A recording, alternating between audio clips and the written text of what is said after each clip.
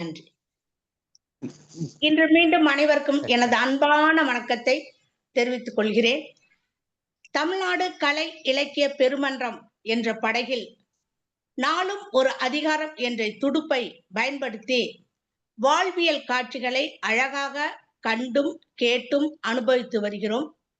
அந்த வகையில் இன்று ஊடல் கொண்ட பெண்மை அங்கே தனியே நின்றது, ஊடல் கொள்ள மன்னன் உள்ளம் அருகே வந்தது, என்னடி விளையாட்டு என்று சொன்னவன் மொழி கேட்டு ஆசையில் விழுந்தேன் அங்கே, காலையில் கனவுகள் எங்கே, உன்னிடத்தில் என்னை கொடுத்தேன், உன்னை உள்ளமெங்கும் அள்ளி தெளித்தே. இப்பொழுது உங்களுக்கு புரிந்திருக்கும் இன்று எந்த அதிகாரம் என்று. ஆம், நீங்கள் அறிந்த புலவி என்ற அதிகாரம்தான் இன்று நாம் பார்க்க இருக்கிறோம். திருக்குறளில் காமத்துப்பாலில் 131வது அதிகாரமான புலவி. இந்த அதிகாரத்தை முற்றோதல் செய்ய வருகிறார் ர பவித்ரன். பவித்ரன், உங்க பேரு, உங்க அப்பா அம்மா பேரு, நீங்க படித்த பள்ளி இவற்றை சொல்லிவிட்டு முற்றோதல் செய்ய வாருங்கள். வாருங்கள் பவித்ரன். அனைவருக்கும் வணக்கம். என் பெயர் ஆர் பவித்ரன்.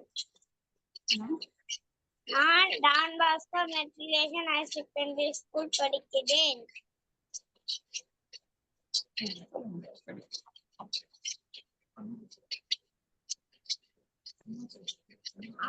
அம்மா பேர் தீபா, ஹரி விஜய் தீபா.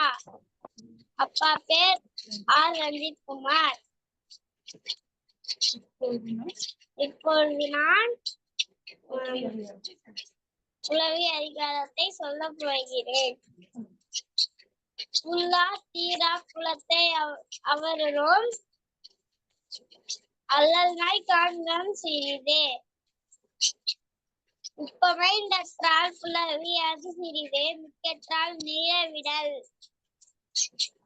அளந்தாரல் அல்லல் நோய் காண்கம், அளந்தாரல் அல்லல் நோய் செய்தற்றால் தம்மை புலந்தாரை இல்லாவிடல், ஊடி அவரை உணராமை வாடிய வங்கி முதல் அறிந்தற்றே, நலத்தகை நல்லவர்க்கு ஏர் குலத்தகை பூவண்ண கண்ணாரகத்தே, துணியும் புலவியும் இல்லாயேன் காமன் கனியும் கற்காயும் அற்றே,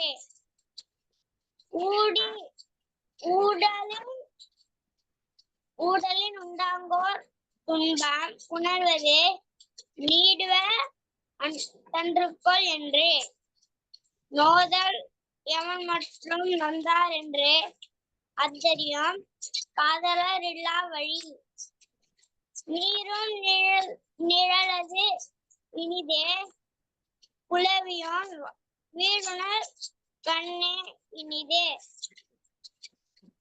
ஊடல்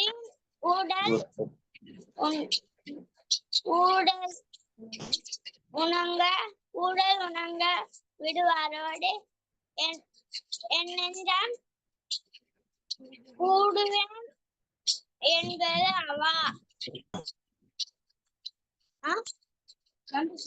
நன்றி.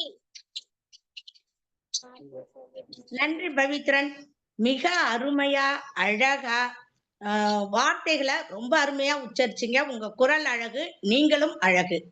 மகிழ்ச்சி. தமிழ்நாடு கலை இலக்கிய பெருமன்றம் உங்களுக்கும் உங்கள் பெற்றோருக்கும் உங்கள் பள்ளி ஆசிரியர்களுக்கும் நன்றியையும் வாழ்த்துதலையும் தெரிவித்துக் கொள்கிறது. நீங்கள் அவர்களிடம் பெருமையாக சொல்லிக் கொள்ளுங்கள், நான் இன்று முற்றோதல் செய்தேன், எங்களுக்கு தமிழ்நாடு கலை இலக்கிய மன்றம் பாராட்டுதல் வாழ்த்துதல் எனக்கும் நம் பள்ளிக்கும் தெரிவித்தது என்று உங்கள் பள்ளியில் சொல்லிக் கொள்ளுங்கள். வாழ்த்துக்கள் பவித்ரன். நன்றி. நன்றி. நன்றி அப்பா. மகிழ்ச்சி. அடுத்து உரைப்பொழிவு பகுதி. இந்த உரைப்பொழிவு பகுதிக்கு இன்று வருகை தந்து நமது மன்றத்தை சிறப்பிக்க இருப்பவர் நாம் அனைவரும் அறிந்த ஒருவர். அவரை பற்றி எல்லோருக்கும் தெரியும். பூக்கடைக்கு விளம்பரம் தேவையில்லை. இருந்தாலும் ஒரு சில துளிகள் எடுத்து தெளிக்க எனக்கு ஆசை. அவரை பற்றி சில இது. ஐயா திரு தி.க. நாகராஜன், நல்லாசிரியர், முனைவர், தேர்வு நிலை தமிழாசிரியர், அரசு உயர்நிலைப்பள்ளி, சென்னக்குன்னம், விழுப்புரம் மாவட்டம். இவர் சிறந்த கவிஞர், பேச்சாளர், கட்டுரையாளர். பன்னாட்டு கருத்தரங்குகள் 35க்கு மேல இவரு பங்கேற்று சிறப்பித்துள்ளார். விருதுகள் 100, அரசு விருதும் 11 வாங்கியிருக்காரு. தமிழ் சங்கங்களில் பங்கேற்றுள்ளார். இவரோட நோக்கம், குறிக்கோள்னு பாத்தீங்கன்னா தமிழும் இலக்கிய பணியும். அடுத்து தனியார் கல்வி நிறுவனங்கள்ல 16 ஆண்டுகள் பணியாற்றியிருக்காரு. இதுல கல்லூரி வளாகமும் உள்ளடங்கிய கூட்டுறவு நிறுவன பள்ளி, ஆலை பள்ளி, இதெல்லாம் 3 ஆண்டுகள். இதர அரசு பணி 19 ஆண்டுகள். தொடர்ந்து இதுல உதவி தலைமை ஆசிரியராக பணியாற்றியுள்ளார். தமிழே மூச்சு, தமிழே பேச்சு, தனியாத ஆர்வமாச்சு, உடல் பொருள் உறைவு உடைமை உள் புறம் அனைத்தும் என் அன்னை தமிழர்தாம், ஆவி அமிர்தமாம் ஆசி தாருங்கள் ஐயா என்று அவருடைய கவி, அந்த கடைசி 2 வரிகள் அவருடைய வரிகள். மிக அருமையானவர். நாளும் அனுபவிச்சுட்டு இருக்கோம். இப்போ அவரு சர்க்கரை பந்தல் நான் தேன்மழை சிந்தவா, சர்க்கரை பந்தல் நான் தேன்மழை சிந்தவா என்று அவரும் காத்து கொண்டிருக்கிறார். சர்க்கரை பந்தலில் நாம் நனைய தயாராகுவோம். ஐயா அவர்களே வருக, உரைப்பொழிவு தருக.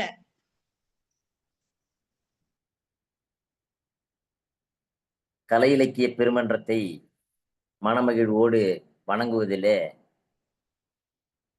மகிழ்வும் வியப்பும் மேலிடுகிறேன். ஏனென்றால் ஒன்றொன்றாக 100 ஒரே முட்டா 100 என்று கேட்பது பழமொழி.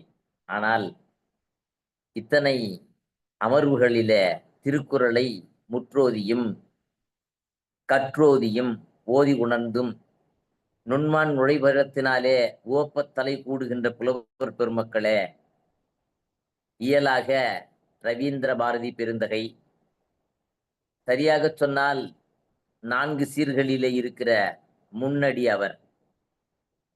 அந்த முன்னோடியின் பெயரிலே ரவீந்திர பாரதி பதிப்பகம், கலை இலக்கிய பெருமன்றம் என்று கண்ணிலே பார்த்த பொழுது கண்களிலே நீர் முந்திக் கொண்டது. அந்த அளவிற்கு அடைக்கும் தாழில்லாத அன்பிற்கு பூசலாடுகிற நெஞ்சத்தை சொந்தக்காரர் ஆக்கிக் கொள்ளுகிறார் என்று திருக்குறளின் வரிகளிலேயே சொல்ல எத்தனிக்கின்றேன். இவைகள் இப்படியானால் 2வது அடிதான், இணை அடிதான் சிவசுப்பிரமணியம் பெருந்தகை என்று சொல்லுகிற ஆசிரியர் பெருமகனார். இப்படி இவர்கள் இயலா இருக்கையிலே இசையாக இரட்டையர் வேண்டாமா? ஒருவர் அறச்செல்வி அல்ல அல்ல இசைச்செல்வி. சாத்தூரார் வார்த்தையில் சொன்னால் இல்லை, அவர் நிறை செல்வி. அவருடைய நிழலாக சகோதரி. மிகச் சிறப்பாக சாத்தூரினுடைய விளக்கமாய் இருக்கிற கிருஷ்ணன் பெருந்தகை மற்றும் நவநீத கிருஷ்ணன் பெருந்தகை. இப்படியாய் இருக்கிற அத்துணை அன்பு பெருமக்களும் இசையாய் துலங்க, நாடகமாய் நடிக்க தெரியாத பிஞ்சு உள்ளமாய் சாத்தூரார். ஆனாலும் பாமரனுக்கு ஒரு பாட்டு வரிசை கண்ட மன்றமே, இப்படித்தான் சொல்லி வணங்க வேண்டும். எத்தனை பேராசிரியர்கள், எடுத்துக்காட்டாய் மகாராஜன் முதலாகிய அத்துணை நண்பர்களும். நாடகத்தமிழ் என்ற மாத்திரத்திலே நான் இல்லாமலா? செங்கை தொழ சங்கை அரும் என்று நான் முன்னமேயே குறிப்பிட்டேனே. ஆக்கி தோழர் அவர்களே, ஏனைய ஒருங்கிணைப்பாளர் பேராசிரியர் பெருமகனார் கரு முருகன் பெருந்தகை அவர்களே, அன்பினாலே அனைத்து இதயங்களையும் கட்டுப்போடுகிற பாலாஜி பெருந்தகை அவர்களே, ஏனைய அன்பு இதயங்களே, சிறப்பான முறையிலே நம்மிடையே இருக்கக்கூடிய ஆற்றல் பொருந்திய சிறப்புமிக்க அத்துணை சிறப்புகளையும் நமக்காகவே அறம் என்று சொல்லுகிற துலக்கத்தினாலே ஆட்சி செய்து உதவுகின்ற அறம் பெருந்தகை அவர்களே, சிறப்பான மன்றமே என அத்துணை பெருமக்களையும் வணங்குகின்றேன்.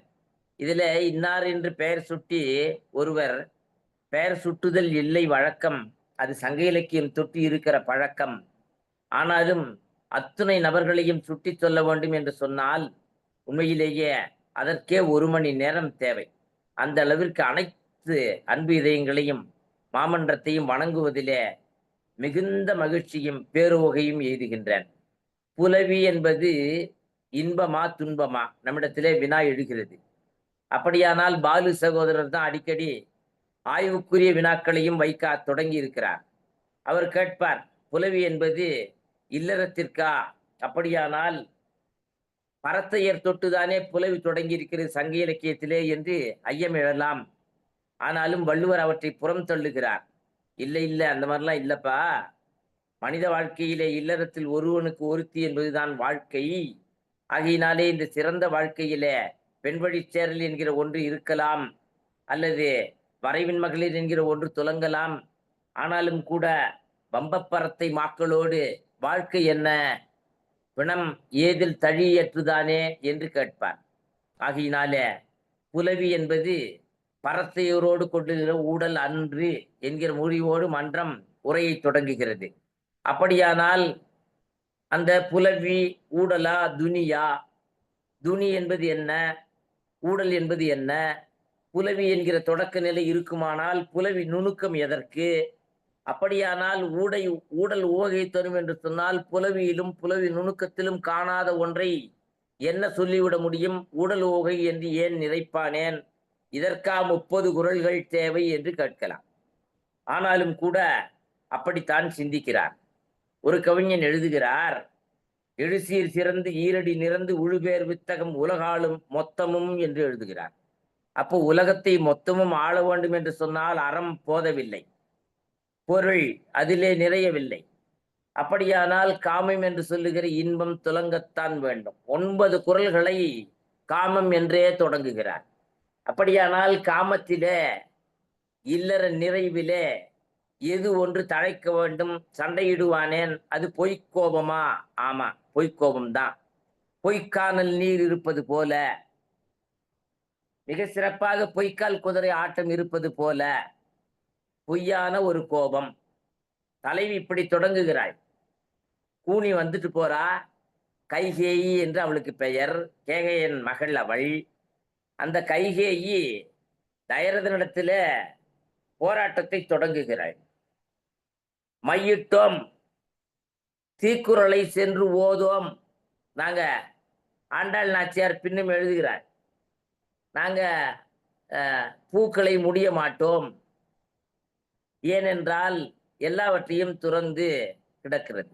அப்படியானால் அந்த கைகேயி அப்படித்தான் தன்னுடைய வளையல்களை கழற்றி எறிகிறாள். அது கம்பன் ரொம்ப அழகா எழுதுறான்.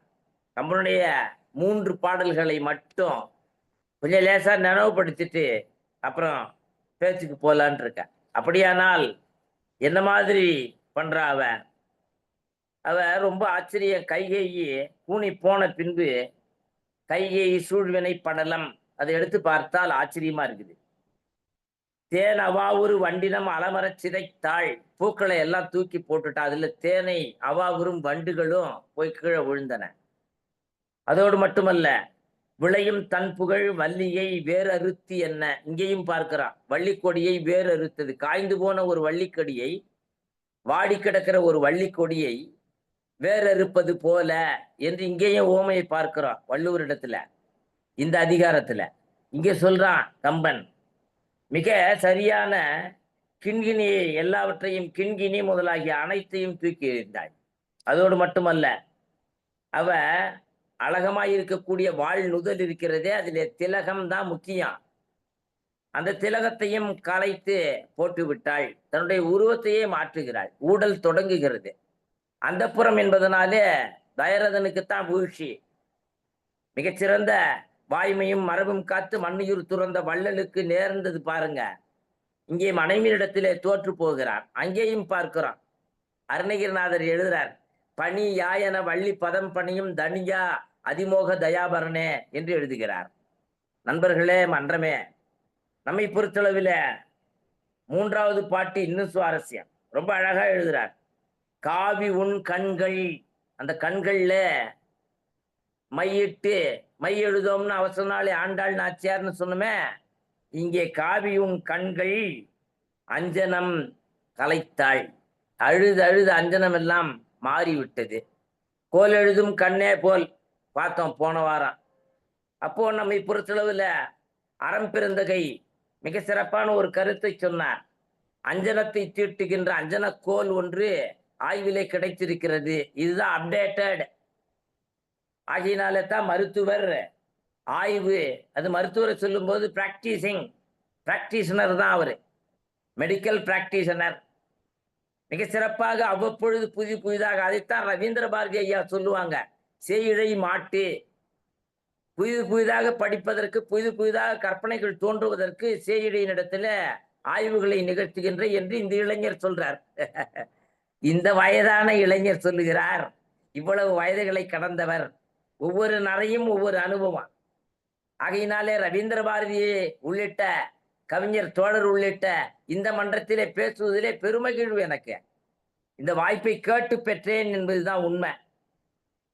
நண்பர்களே, பரத்தை வயிர் பிரிவது பற்றியே சிந்தித்துக் கொண்டிருந்த சங்க இலக்கியத்திற்கு சவுக்கடி விழுகிறது இந்த அதிகாரத்திலேதான். மிக அற்புதமாக ஊடல் வாயிலை சொல்ல வருகிறார். நாம நம்பியக பொருள்ல பார்க்கிறோம். ஊடல் வாயில் என்பது 14 சொல்லுவாங்க. அவைகளில களவிலேயும் கற்பிலேயும் தலைவனும் தலைவருமாயிருக்கிற தூது நிலையிலேயும் இப்படி நீட்டு வட்டத்தை உருவாக்குவார்கள். பெரிய வட்டத்தை இந்த ஊடல் என்கிற ஒரு சுழற்சியில இலக்கியங்கள் பாரிக்கின்றன, இலக்கணங்கள் இலக்கணிகள் சிந்திக்கிறார்கள். அப்படி அந்த நிலையில எங்கே தொடங்குது? காத்துக்கொண்டே இருக்கிறான் தலைவன், இடந்தலைப்பாடி என்று சொல்லுகிறார்கள். அங்கே பாங்கர் கூட்டம் பாங்கியர் கூட்டம் நிகழ வேண்டாம். அப்படி இருக்கிற சமயத்துல வருவதற்கு காலதாமதம், ஒருவேளை வராமலும் போகலாம். அப்போதான் கோபம் அதிகரிக்கிறது. அந்த நேரத்துல காதலனுடைய ஊடல் தொடங்குகிறது. இப்ப அடுத்த வினா, ஊடல் என்பது காதலன் இடத்திலேயா காதலியின் இடத்திலேயா? காதலனுக்கு ஊடல் காதலியின் இடத்துல. இதோட நிக்கல இலக்கியம். காதலியினுடைய ஊடலை வெளிப்படுத்துறது இல்ல, அது தனியை மறைவா வெளிப்படுது. ஆனாலும் தூது அனுப்புகிற வழக்கம் இல்லை. ஆனால் அப்படி இருக்கிற பொழுது தோழி நற்றிணை பாடல் ஒன்றை பார்க்கிறோம். தோழியினுடைய ஊடல் ஒன்றை இலக்கியம், ஒரே ஒரு இலக்கியம், கபிலர் மட்டும்தான் எழுதுறார், நற்றிணையிலே குறிப்பிடுகிறார் என்கிற குறிப்பை பார்க்கிறோம். ஆச்சரியமா இருக்குது. அப்படியானால் தோழியின் ஊடல், தலைவியின் ஊடல், தலைவனின் ஊடல், இவ்வாறு இவைகள் நிகழ்கின்றன. அதை சொல்லுகிற பொழுது வாய்ச்சொல் தேராய், அதான் அவர் தலைவி சொல்றார், நான் இவ்வளவு சொல்றேனே ஒன்னும் கேட்க மாட்டேங்கிறிய, தலைவியின் இடத்திலே தோழி சொல்லுகிறாய், என்னுடைய வாய்ச்சொல்லை தேர மாட்டாயா? அங்கே பார்த்தோம், தேராமன்னா செப்புவதுடையன்னு சிலம்பிலே அவள் தொடங்குவாள். ஆகையினாலே இங்கே பார்க்கிறான் வாய்ச்சொல்லிலே தேராய். இதுல 2 குறள்களை ஆய்வாளர் கொண்டு வருகிறார். ஒன்று எண்ணி துணிக, குறள் எண் 467. இன்னொன்று நாடாது நட்டலிற்கேடில்லை நட்டபின் வீடு இல்லை நட்பு ஆள்பவருக்கு. ஏனென்றால் நாடாது நட்டல் வேண்டாம், கோட்டுப்பூ போல முன்மலர்ந்து பின் கூம்பாது வெட்டதே வெட்டதான் நட்பாட்சி என்று சொல்வதை பார்க்கிறோம். ஆகையினாலே மிக அற்புதமான இந்த நிலையில 2 குறள்களை உள்ளடக்கியதாக தோழியினுடைய ஊடலை கபிலர் மட்டுமே பதிந்திருக்கிறார் என்று ஆய்வாளர் சுட்டுகிறார். நண்பர்களே, இது இப்படி நிகழ வாட் இஸ் ஊடல் என்று கேட்கிறார். ஆங்கிலத்திலே ஒருவர் ஆய்வு செய்கிறார். It is like a quarrel, it is not like a fight, but it is a playful fight என்று எழுதுகிறார். என்ன பொருள்? விளையாட்டா அடிக்கிறது, அது இயல்பு, எல்லா உயிருக்கும் உண்டு. முதலாளி அந்த அம்மாவை லேசா தட்டுற மாதிரி கையை ஓங்குறார். அவருடைய வளர்ப்பு பப்பின்னு பேரான் அந்த நாய்க்கு பேர். வெளிநாட்டு நாய் 13,000. அந்த நாய் உடனே எழுந்து வந்து அவரை புடுங்க வருது. அப்போ உயிரிடத்துல பொய்யாக ஒன்றை நிகழ்த்துகிற பொழுது உயிர்கள் எதிர்க்கத்தான் செய்யா. ஊழல் என்பதும் பொய்யான ஒரு எதிர்ப்பு. அப்படியானால் அந்த எதிர்ப்பின் பயன் என்ன? அன்பை வளர்க்க வேண்டும். ஆகினால பரத்தையரிடத்திலே போய் போய் அன்பை வளர்ப்பானேன், வம்பை வளர்ப்பானேன். வள்ளுவன் சிந்திக்கிறான், வேண்டாம் அந்த பக்கமே வேண்டான்ட்டு தலைவன் தலைவியரிடையே ஒரு இல்லத்திற்குள்ளே நிகழ காட்சியாக புலவியை வைக்கிறார். அப்படியானால் புலவி நுணுக்கத்தை வைக்கிறாரு, ரெண்டையும் ஒப்பிட இருக்கிறேன். ஆகையினாலே காலம் கருதி அதை இவ்வாறு சொல்ல வேண்டாம்.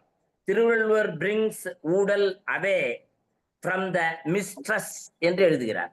அப்போ இல்லக்கிழத்தின் இடத்திலிருந்து தான் ஊடலை இனிஷியேட் பண்றார். The various the initiate from the mistress. அவங்க தான் ஹோம் கவர்மெண்ட், முழு ஆளுமை அவங்களுக்கு தான். அதை அரசெல்வி சகோதரர் ரொம்ப அழகா தொடங்கினாங்க. உன்னிடத்தில் என்னை கொடுத்தேன், ரொம்ப அழகா சொன்னாங்க. உன்னிடத்தில் என்னை கொடுத்தேன். அதனால வம்பப்பரத்தையர் தருகிற பொய் ஒழுக்கத்திலே கள ஒழுக்கத்திலே இல்லை, மாறாக இயல்பாக நடக்கின்ற இல்லற வாழ்க்கையில ஊழல் என்று சொல்லுகிற ஒன்று தேவை. அப்படியானால் அதை சொல்லுகிற பொழுது Valluvar dedicates the entire chapter. அதோடு மட்டுமல்ல, to his new ideas titled புலவி நுணுக்கம் அல்சோ அலாங் வித் என்று எழுதுகிறார் உரைக்காரர். அப்போ புலவி என்கிற ஒன்றை சொல்லி புலவி நுணுக்கம் என்பதையும் இணைக்கிறார் என்று ஆங்கிலத்திலே ஓர் உரை இருக்கிறது நண்பர்களே, அதை பதிய ஆசைப்படுகிறேன். அப்படியானால் கண்ணும் எழுதேம் 1127வது குறள்ல பார்க்கிறோம். கண்ணும் எழுதேம். ஏன்னா கண்ணுக்குள்ளே அவர் இருக்கிறார். சூடா குடிக்க மாட்டேன், வேபாக்கு அறிந்து என் நெஞ்சத்துக்குள்ளே இருக்கிறார், ஆகையினாலே சூடா குடிக்க மாட்டேன், இப்படி வாழ்ந்திருக்கிறார்கள். அப்படிப்பட்ட தலைவரிடையே இருக்கக்கூடிய மிக அற்புதமான இந்த அதிகாரத்தை சிந்திக்கிற வாய்ப்பு தந்தமைக்கு முதற்க நன்றி கலந்த வணக்கங்களையும் பாராட்டுகளையும் சொல்லிவிட்டு செய்திக்கு போகிறேன். அப்படியானால் புலவியினுடைய நிலை எங்கே தொடக்க நிலையாக காட்டுகிறார்? இந்த அதிகாரத்துல காட்டுறார். என்னவா இருக்குது? ஒரு ஊழல் தொடங்குகிறது, அதை இலக்கியங்கள்லையும் பார்க்கிறான். திருக்குறளுக்கு வர்றதுக்கு முன்னாடி இலக்கியத்திலேருந்து ஒன்றை அப்படின்னா என்னன்னு சிந்திப்போம். பூண்டிடும் புலவி நீங்கி புணர்ந்தனள். வள்ளி நாச்சியார் முருகப்பெருமானை விரும்பு விழைந்தாள் என்று கச்சியப்பர் கந்தபுராணத்தில எழுதுறார். பூண்டிடும் புலவி. அப்ப பூண்ணுதல் கொஞ்சமா கை கொள்ளணும், அவ்வளவுதான். அதுக்கு ஒரு அளவு வைக்கிறார். உப்பமைந்தற்றால் இதுக்கு பின்னாடி பார்க்க இருக்கிறோம். அதை ரொம்ப அழகாக சொல்லுகிறார்கள். சிறப்பான இந்த அதிகாரத்துல முதல் குறளை இந்த புலவி ஊடல் துணி என்கிற நிலையிலே சிந்திக்கிறோம். அப்படியானால் 10 குறள்ல 3 சொற்களும் இடம்பெறுகின்றன. ஒன்று புலவி, அது 1302ல 1306ல 1309ல புலவியை 3 இடங்கள்ல சொல்லுகிறார். இப்போ நாகராஜன் இடம் நோக்கி பள்ளியிலே உதவி தலைமை ஆசிரியர், மன்றம் நோக்கி சிறு பையன். ஏன்னா மிகச்சிறப்பான ரவீந்திர பாரதி தான் தோன்றல். அவர் பின்னாடி வழி நடக்கக்கூடியவன். மிகச்சிறந்த பேராசிரியர் கருமுருகன், மணிமேகலை கருமுருகன் இல்லத்தார், அவருடைய வழியிலே நடக்கிறவன். மிக சாதாரண ஒரு தமிழாசிரியர், மருத்துவர், அறம் போன்ற பெருமக்கள், அண்ணன் தனுஷ்கோடி போன்ற மரபு உடையவர்கள், அவர்களுடைய சாதாரண ஒரு நபர். அப்போ ஒரு புலவி என்பது எந்த இடத்திலே எந்த நிலையை அடைகிறது? ஆகவே இந்த 3 குறள்கள்ல புலவி என்கிற நிலை. அப்படியானால் அந்த புலவி வளர்கிறது. அதை சொல்றார் ஊடல் 1310வது குறள்ல. அப்படியானால் துனியாக அது எப்பொழுது மாறுகிறது? அந்த துனி நீடுமே ஆனால் அதுதான் மனமுறிவிலே கொண்டு போய் நிறுத்தி விடுகிறது. அதை சிந்திக்கிறார் வள்ளுவர். அது கூடாது என்பது அவருடைய எண்ணம் நண்பர்களே. ஆகினாலே இன்றைக்கு மன்றம் ஒன்றை நிறைவு செய்ய வேண்டாம், ஒன்றை நிறுவ வேண்டாம். கணவன் மனைவிக்குள்ளே அற்புதமான விளையாட்டு இருக்கலாம், போராட்டம் கூடாது. அதற்காக இந்த மன்றம் இன்றைக்கு இந்த கருத்தரங்கத்தை முன்னிறுத்துகிறது. அதற்கு என் பங்களிப்பை நான் செய்ய வருகிறேன் என்று சொன்னால், அப்போ இங்கே துனி என்பது 1306லே சொல்றார். இவ்வாறு சொல்ல வருகிற பொழுது அந்த புலவியை 2ஆ பிடிக்கிறார். மிகச்சிறந்த பழுத்த பழம் ஒன்று, ஒன்று காய். அது கருக்காய்ன்னு சொல்றோம்ல, பழுக்கவே பழுக்காது, டேஸ்டும் இருக்காது. மஞ்சனத்தின்னு எங்க பக்கத்துல சொல்லுவாங்க. மஞ்சனத்தி மாங்காய் பார்க்கறதுக்கு மாங்காய் நல்லா இருக்கும், ஆனா சுவையா இருக்காது. அப்படித்தான் இங்கே துனி என்பது சுவையற்றது என்பதை ஒதுக்குகிறார். ஆகையினாலே நண்பர்களே, புலவி, ஊடல், துனி என்று மூன்றையும் 3 நிலைகளிலே சிந்திக்கிறார், வைக்கிறார். புலவி நுணுக்கத்தை விட புலவிக்கு முக்கியத்துவம் அதிகம். 1 பெரிதா 100 பெரிதா? எண்ணிக்கை அளவில் 100 பெரிது போல தெரியலாம். 1 இல்லாமல் 100 எங்கே வந்தது இல்லையா?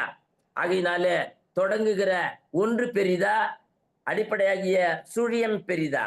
உலகத்திலே யாரும் தராதது 0 given by the India which is hero என்று அப்துல் கலாம் சொல்லுகிறார். ஆகையினால நம்மை பொறுத்தளவில் சூன்யமாய் இருக்கிறான் கடவுள். கடவுள் ஒன்றுமே இல்லாமல் இருக்கிறான், ஆனால் எல்லாமும் இருக்கிறான். அப்படிப்பட்ட உயர்ந்த தத்துவத்தை உடைய நமக்கு தெரியும், புலவி என்பது புலவி நுணுக்கத்தை விட, ஊடல் ஓவகையை விட சிறப்பான ஒரு பேஸ், ஒரு அடிப்படை, ஒரு தொடக்கம். நண்பர்களே, 1301 தலைவன் தவிக்கட்டும், இப்பயே உடனே அன்பை செலுத்தாத.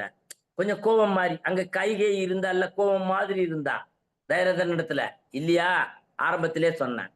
முதல் குறள் சொல்லுது, தலைவன் தவிக்க காண்போம். அவன் தவிப்பு கொஞ்ச நாள் பார்க்கலாம் இரு. இது இயற்கை. நான் வேணும்னு ரொம்ப நாள் வளர்த்துக்கிட்டு இருந்தேன் ஒரு மணின்னு பேர் அந்த நாய்க்கு. வேணும்னா அதோட சாப்பாடை தூக்கி மேல் கட்டையில வச்சிருவேன். அது நான் சொல்லாம போய் அங்க அந்த பக்கம் சாப்பிடாது. அது தவிக்கிறத அமைதியா கவனிப்பேன். மணி அப்படின்னுவேன், ஓ சாப்பாட்டுக்கு தான் கூப்பிடுறேன்னு ரெடி ஆகும். இது இயற்கை. பாவலா என்பவர் ஆராய்ச்சி பண்றார். 1 மணிக்கு ஒரு கேக்க வைக்கிறார், சாப்பிடுது. மறுநாளும் 1 மணிக்கு வைக்கிறார், சாப்பிடுது. 3ஆம் நாள் வைக்காமலே விட்டுட்டு வெறும் பாத்திரத்தை வைக்கிறார், நாய் தவிக்குது. பாவலோ தேரியில் எழுதுறாரு, பயிற்சி என்பது வழக்கமாக மாறிவிடும் என்று எழுதுறார். 8 மணி ஆனால் நம்முடைய அன்பு தோழர் சொன்னது மாதிரி, திருவள்ளூர் தோழர் சொன்னாரே பாலாஜி ஐயா, 8 மணி ஆனா இனிமேல் உள்ளம் தவிக்க இருக்கிறது, ஆனால் அந்த தவிப்புக்கு இடமில்லை, சிலப்பதிகாரம் தயாராகிறது என்று ஐயா சொல்லியிருக்கிறாங்க. ஆகையினாலே இன்றைக்கு நாம் பார்த்து கொண்டிருப்பது சிறப்பதிகாரம், அங்கே நாம் காய்ந்திருப்பது சிலப்பதிகாரம். நண்பர்களே, 2வது குறள், புலந்தாரை என்ன பண்ணலாம்? புலத்தல்னு சொல்றார். புலத்தல் என்று சொன்னால முதல் குறள்லேயே சொல்றார் ரொம்ப அழகா. அந்த ஊடலை மேற்கொள்ளுகிற அந்த மாதிரி இருக்கிற வரை அலந்தார், சாதாரண இல்ல, அலமற்றார், துன்பப்பட்டார், சாதாரண துன்பம் இல்லை, தவிக்கிறார். அப்படி இருக்கிற நிலையில அல்லல் தோய கிடக்கிறார். அவரை புல்லாது விடல், அவரை சேராம நீட்டிக்கிறது, வேணும்னே நீட்டிக்கிறது.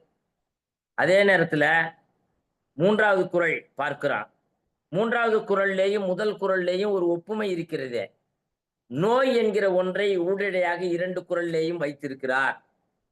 அடுத்த குறளை பார்க்கிறோம். 1304 ஊடி கிடக்கிற நிலையில அவர் உணரவில்லை, நம்முடைய துன்பத்தை அவர் உணரலையே. அப்படி இருக்கிற நிலையில காதலரை கணவரை விடுதல் இருக்குதே, தவிக்க விடுறது பாவம் தானே, அல்லது அவர் நம்மை தவிக்க விடுவதும் பாவம் தானே. அது அந்த ஊடலையை பார்க்கிறோம். 1307 ஊடலில் துன்பம் நேருமோ நேராதோ, ஒருவேளை கூடல் கிடைக்குமோ கிடைக்காதோ, ஆகவே ஊடல் மேற்கொள்ளுதலே ஒரு துன்பமும் இருக்குது. உண்மை அதுதானே. அடப்பப்பா எனக்கு வேண்டாம், கூலி எனக்கு வேண்டான்ட்டு கோபமா போறான். முதலாளி கூப்பிட்டு மறுபடியும் கொடுக்காம விட்டுட்டான்னா என்ன பண்றதுன்னு ஒரு பயம் வந்துருச்சு. மறுபடியும் வரான், சரி ஒரு 50 ரூபா குறைச்சின்னு கொடுங்க. அப்போ அந்த இயற்கை, அந்த நாளைக்கு என்ன ஆகுமோ நேருமோ, எப்பொழுது வருமோ என்று வருமோ வள்ளலார் கேட்பாரு. ஆகையினால அந்த நிலையில 1307வது குறளை பார்க்கிறோம். 1308வது குறள் ரொம்ப பெரியதான். காதலரின் வழி நோவது என்ன? அப்போ காதலருடைய நிலையை சிந்தித்து பார்க்கிற ஒரு வலி, கருதி பார்க்கிற ஒரு நிலை, உளவியல் பாங்கு இங்கே சுட்டுகிறார். 1309 வீழுனர் கண்ணே புலவி இனிது. நாம புலவி செய்யலாம், ஆனால் அது நம்முடைய காதல், நம்முடைய அன்பை அங்கீகரிக்கிற இடத்துல இருக்கணும். இல்லைன்னா நீ பாட்டில கோச்சிக்கிட்டே நிப்பா, அவன் பாட்டில போய்கிட்டே இருந்துருவான். இன்றைக்கு ஒரு புது கவிதை படிச்சது நினைவுக்கு வருது. கண்ணே, கடிதத்தை பிரித்து படி, இல்லை என்றால் உன் தங்கையிடமாவது கொடு. நண்பர்களே, காதலை இடமாற்றுகிறார்கள், காதலியை தடம் மாற்றுகிறார்கள். மனித நிலை இப்படி இருக்குது. எல்லாமே சிங்கப்பூர் காதலன் வர்ற வரையும் இந்தியா காதலனை விரும்புகிறான் காதலி. மன்றம் மன்னிக்க வேண்டாம், உதாரணத்துக்கு சொல்றேன். ஆகவே 1309வது நிலை இப்படி இருக்குது. 1302 மிக சரியான ஒரு பாடம். சாப்பாட்டை வச்சு ஒரு உதாரணம் கொடுக்கிறார். உப்பமைந்தற்றால் ஊடல். உப்புமா உப்புமா இருக்குது, அது உப்பு மாவா இருந்தா யார் வாயில வச்சு என்னைக்கு தின்னு முடிக்கிறது? ஆகையினால அது அப்படி இல்லை. ஆனால் புது பொண்டாட்டி வந்த பொழுது சமைக்கிறா. அவ புது பொண்டாட்டி, இவன் ஃபாரின்ல இருக்கிறான், 2 பேரும் அங்க இருக்கிறாங்க. ஏதோ கிடைக்கிற பொருள்களை வச்சு வாழ்ந்துகிட்டு இருக்கிறாங்க. கொஞ்சம் கொஞ்சமா தான் பயிற்சி ஆகணும். ஆனா தேவாமிர்தமா இருக்குது அவனுக்கு. ஏன்னா புது பொண்டாட்டி சமைச்சதுனால அந்த வரவேற்பும் ஈர்ப்பும் இருக்கத்தான் செய்யும் என்று பார்க்கிறோம். இங்கே பார்க்கிறோம் 1306ல துனியும் சொல்றாரு, புலவியையும் சொல்றார். துனி என்பதைத்தான் கனியாக சொல்லுகிறார். ரொம்ப அழிஞ்சு போன கனி, ரொம்ப பழுத்த கனி. அப்புறம் புலவின்னு சொல்றாரு, அதை கருக்காயின்னு சொல்றார். பக்குவம் இல்லாத நிலையில் இருக்கிறத ஒப்பிடுவதாக பார்க்கிறோம். அப்போ புலவி என்கிற சொல்லையும் துனி என்கிற சொல்லையும் ரொம்ப ஆராய்ச்சி பண்ணி எடுக்கிறார். பயனற்றது. ரொம்ப நீட்டிச்சுக்கிட்டே போனா பயன் இல்லை. நம்ம பாட்டுல 10:30 வரை பேசிக்கிட்டு இருக்கிறோம்னா பயன் இல்லை. கூடுமான வரை சுருக்கமா பேசுவது பயன் உள்ளது என்பதை மன்றம் எனக்கு சொல்லி கொடுத்திருக்குது. 130 அதிகாரங்கள்லயும் எனக்கு பெரிய பாடம் கிடைச்சிருக்குது. சுருங்க சொல்ல வேண்டாம், செறிவாக சொல்ல வேண்டாம், சரியாக சொல்ல வேண்டும். ஆகவே அடுத்தது சொல்றாரு 1310, என்னவோ என்னுடைய உள்ளம் கூடுவேம் என்று கருதியே சென்று கொண்டிருக்கிறதே. சரி சரி, புலவி விட்டுடலாம். ஆனால் வள்ளுவருடைய உள்ளம் 10வது குறள்ல இருக்கிறது. மன்றமே, புலவி தேவை, துனி வேண்டாம். புலவர்களுக்குள்ளே ஆரோக்கியமான விவாதம் இருக்கலாம், சண்டை வேண்டாம்னு திருவிளையாடல்ல மன்னன் அடிச்சுக்குவான் நக்கீரனும் சிவபெருமானும். அப்படியானால் சிவபெருமானுக்கு எப்பதான் கோபம் வந்தது? சிவபெருமானுக்கு ஏன் கோபம் வந்ததுன்னா, இல்ல இல்ல 7 லோக பெண்களுக்கும் அப்படித்தான் ஒத்துக்குவாரு, எல்லாத்துக்கும் ஒத்துக்குவாரு. ஆனால் என் அருகில் இருக்கிறாளே மனையாள், அவள் கூந்தலுமான்னு கேட்பாரு. சிவாஜி கணேசா, அப்ப நம்ம சிவாஜியா இல்ல சிவபெருமானா பார்க்கிறோம். அந்த சிவாஜி கேட்பார். கேட்கிற பொழுது நக்கீரர் ஆமாம்னு வாயை விட்டுடுவார். கோபம் வந்துருச்சு, அவ்வளவுதான். என்னுடைய மனைவியை பத்தி எனக்கு தெரியாத நீ சொல்றிய, அந்த மாதிரி சிவபெருமானுக்கு கோபம் வந்ததாக உரைக்காரர் சாலமன் பாப்பையா ஐயா சொல்லுவாங்க. அது நினைவுக்கு வந்தது. நண்பர்களே, இப்படியாக 1310 வரையும் குறள்களில் இருக்கிற உட்கிடக்கையை மட்டும் ஆராய்ச்சி செய்தேன். இப்ப 2வது நிலைக்கு வந்திருக்கிறோம் உரையில. 3வது நிலை 10 குறளுக்கான விளக்கத்தை பின் பாயிண்டா சொல்ல நினைக்கிறேன். சும்மா ஒவ்வொரு பாயிண்ட்ல என்ன அப்படின்னா, இரவில் தவிக்கட்டும் அவர், ஆகையினாலே நாம் அந்த தவிப்பை கொஞ்சம் ரசிப்போம், கொஞ்சம் ஊடல் போல காட்டிக்கொள் என்று தனக்குத்தானே நிர்ணயம் செய்து கொள்கிறாள் முதல் குறள்ல. 2வது குறள்ல அதைத்தான் சொல்லும் பொழுது புலத்தைன்னு சொல்றார். அங்க புலவி என்கிற சொல்லைத்தான் புலத்தை என்று ஒரு புது சொல்லாக கையாளுகிறார். அதுல கிடைக்கிற ஒரு முதல் சொல் 1301ல. 1302ல சொல்றார், புலவியின் அளவு எவ்வாறு இருக்க வேண்டாம், உப்பு எவ்வாறு சமையலுக்கு திட்டமா இருக்கணுமோ அளவா, அதை போல உப்புல பார் துப்பன்னா. ஆகவே அதை போல இருக்க வேண்டாம். மிக்கற்று நீள விடல், அதிகமா போகக்கூடாது. மிக்கற்றால் ஆள் அசை, மிகுந்து செல்லக்கூடாது அப்படி சொல்றார். 3வது குறள்ல புல்லா விடுதல் அல்லல் நோய் தரும். அங்க பாக்குறோம் புல்லார் புரள விடல், புல்லார் கை புரள விடல் அங்க பாக்குறோம் பொருளதிகாரத்துல. இங்க புல்லா விடுதல். ஆக நாம அன்பை செலுத்தாமல் விட்டு அல்லல் நோயிலே உழச் செய்வோம். அடுத்தது 4வது குறள்ல ஒரு தலைவனுக்கு ஊடலை தெளிவிச்சிடணும். இல்லப்பா இது பொய்க்கோவம் தான், சரி போதும் வா அன்பா இருக்கலான்னு இருக்கணும். அடுத்தது அந்த மாதிரி தெளிவிக்காம அவரிடத்துல அன்பையும் செய்யாமல் ஒரு ஊடல் அமையுமே ஆனால் சண்டையா போய் முடியும். தீரா கோபம் போராய் முடியும். இங்க சொல்றார் தலைவனுக்கு ஏற்படுகிற 4வது குறள்ல சொல்றாரு தலைவனுக்கு ஏற்படுகிற அந்த தெளிவின்மையை, ஐயோ இவன் என்ன இவ்வளவு கோபமா இருக்கிறான்னு வருத்தப்படும் அளவுக்கு இருக்கக்கூடாதான். அடுத்தது அன்பு செய்யாமல் இருக்கக்கூடாதான், வெஞ்சன்ஸ் எல்லாம் இருக்கக்கூடாது. இன்றைக்கு பெரும்பாலான மனமுறிவுகள் பாருங்களேன், நீங்க சொல்லுங்க ஜட்ஜு அப்படின்னு சொல்லிட்டு அந்த ஜட்ஜு கிட்ட இல்லாதும் பொல்லாத்தும் பேசுவான், அல்லது இவன் பேசுவான்.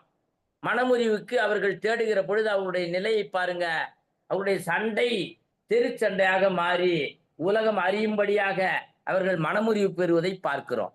அந்த நிலை கூடாது.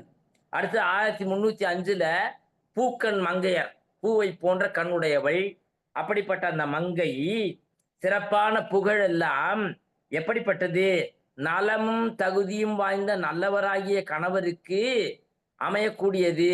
அவர் அவருடைய அன்பை, அவருடைய புகழை, அவருடைய வாழ்க்கையை நினைக்க வேண்டும், அவள் அவரை நினைக்க வேண்டும். அதற்கு ஒரு ஊடலையாக, ஒரு இணைப்பு பாலமாகத்தான் இந்த ஊடல் இருக்க வேண்டும் என்று இந்த குறளை மிக சரியான பாடத்தை 1305ல கொடுத்திருக்கிறார் மன்றமே. 1306ல உலவி என்பது கனி என்று சொல்லுகிறார். நாம் அங்க பார்க்கிறோம் காழில் கனி, காமத்தை கணிச்சி என்று சொன்னார், காமத்தை காழில் கனி என்று சொன்னார். அங்க பார்த்தோம். அப்போ மிக சிறப்பான கனி என்பதை ஆக்கி ஐயா கூட சொல்லும் போது, ரவீந்திர பாரதி ஐயா ஆக்கி ஐயா எல்லாம் அந்த மன்றத்துல பேசும்போது சொன்னாங்க, அடட சீட்லெஸ் ஃப்ரூட் ரொம்ப அற்புதமா இருக்குது, இது ஹைபிரிடா என்று கூட ஆக்கி ஐயா சிரிச்சுக்கிட்டே கேட்டாங்க. இருக்கலாம். ஆகையினால சிறப்பான இது காழில் கனி வீழ்வார்கண், காதலிலே ஒருவர் நாம் வீழ்ந்த பொழுது நம்மை அனுபவித்தாரே நம் காதலர், காழில் கனி அல்லவா என்று கேட்டதை பார்த்தோம். இங்கேயும் சொல்றார், காதல் கருக்காய் என்று 2ஆக பிரித்து காதல் கனி என்றும் கருக்காய் என்கிற நிலையிலும் 2 நிலையில் அங்கே இது ஏற்கனவே உண்டு. இனிய சொல் உளவாக இன்னாத கூறல், என்னடான்னார், கனி இருப்ப காய் கவர்ந்தற்று. அத ஒரு முறை சாத்தூர் ஐயா ஒரு மன்றத்துல கேள்வி எழுப்பினார், தேங்காய்க்கு ஏது பழம்? உடனே ரவீந்திர பாரதி ஐயா கவிஞர் இல்லையா சொன்னாரு, நாய் பெற்ற தெங்கம்பழம் போல அங்க இருக்குது 4 அடியார்ல, நாய் உருட்டிக்கிட்டே இருக்குமாப்பா தேங்காய, தானும் உண்ணாது பிறருக்கும் தராது, நாய் பெற்ற தெங்கம்பழம் பழமொழியில் இருக்குதுப்பா, பழமொழி 400ல என்று 2 செய்யுள்களை ரவீந்திர பாரதி ஐயா சுட்டியது இன்றைக்கு நினைவுக்கு வருகிறது. அடுத்தது ஊடலில் துன்பம் உண்டு, 4வது குறள்ல சொன்னார் இல்லையா, தெளிவியாமை அல்லது அந்த தலைவனுக்கு ஏற்படுகின்ற நோய் அதை போக்கும்படியாக இருக்கணும்னு 4ல பார்த்தோம். இங்க மறுபடியும் 7வது குறள்ல சொல்றாரு, ஊடலில் பிரிதோர் துன்பம் உண்டு. ஏன்னா இது அதிகமானால் எதிர்காலத்தில நேருமோ நேராதோ, கூடல் கிடைக்குமோ கிடைக்காதோ இல்லையா, கூடல் கிடைக்காதுதான். எப்படி சங்க இலக்கியம் காட்டுது, ராத்திரி பூரா சண்டை போட்டுக்கிட்டாங்க ஊடல்ல.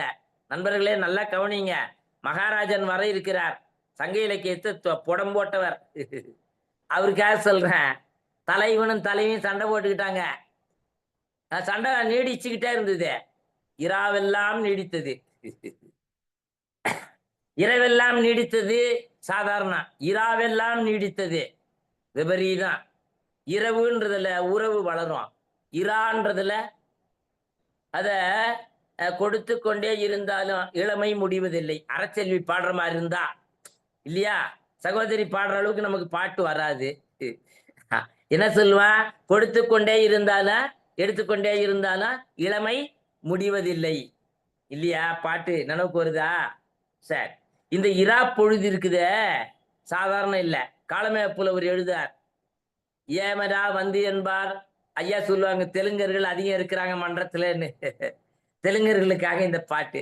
ஏமிரா உந்தி என்பார் எந்துண்டி வஸ்தி என்பாள், நாமிரா பட்ட பாடு நமன் கையில் பாடுதானே. காலமே புலவர் எழுதுறார், அவரிடத்திலே அவர் பட்ட பாட்டை எழுதுறார். ஏமிரா உந்தி என்பாள், என்னடா இருக்கு, எந்துண்டி வஸ்தி என்பாள், எந்துக்கு வச்சா ஏண்டா வந்த, நாமிரா பட்ட பாடு நமன் கையில் பாடுதானே. காலவேப்பில் ஒரு பாடல் நினைவுக்கு வருகிறதா மன்றமே? சரி, ஆகையினாலே இரவுல சிறப்பான இந்த ஊடல் இரவிலே தொடர்ந்து கொண்டே இருக்கிறது. நேருமோ நேராதோ கூடல். அப்படித்தான் அந்த தலைவனும் தலைவன் சண்டை போட்டுக்கிட்டே இருந்தாங்களே, அவ்வளவுதான். சேவல் கூவிடுச்சு, முடிஞ்சு போச்சு. என்னடா இது? அப்போ ஊடல் ஒரு லிமிட்டா இருக்கணும், அன்லிமிட்டடா இருக்கக்கூடாது. அது தமிழ், இந்த தமிழ் தான் புரியுது இப்போ. ஆகையினாலே இதை சொல்ல வேண்டியதா இருக்கு. அடுத்தது, தம்மால் காதலர் நோயுற்றார், அவருக்காக வருந்தி பயன் இல்லையே, அவர் அருகில் இல்லையே. 1308வது குறள்ல. 1309ல நிழல்ல நீர் இருக்கிறது, இனிமையா இருக்கும், குளிர் தருவே. அதுவும் சாதாரண குளிர் தரு இல்லையா, கோடையிலே இளைப்பாற்றி கொள்ளும் வகை கிடைத்த குளிர் தருவே. நல்லாசிரியர் சுந்தர அருணகிரி வந்துகிறார் மன்றத்துக்கு. மிகச்சிறந்த திருவருட்பாவில ஈடுபாடு உள்ளவர் நல்லாசிரியர் சுந்தர அருணகிரி. கேள்வி அதிகாரம் பேசினார் தலைமை ஆசிரியர். அவருக்காக இந்த பதிவு. அவர் விரும்புகிற பாடலும் கூட. கோடையிலே இளைப்பாற்றி கொள்ளும் வகை கிடைத்த குளிர் தருவே, தரு நிழலே. அப்போ நிழல் சாதாரணம் இல்லை. என்ன? மாசில் வினையும் மாலை மதியமும் வீசு தென்றலும் வீழ்கிழவேனிலும் மூசு வண்டரை பொய்கையும் போன்றதே. எதுடான்னா ஈசன் எந்தை இணையடி நீழலே. அதே நிழலேன்னு சொல்லல, ஏன் நீழலேன்னு சொன்னாரு?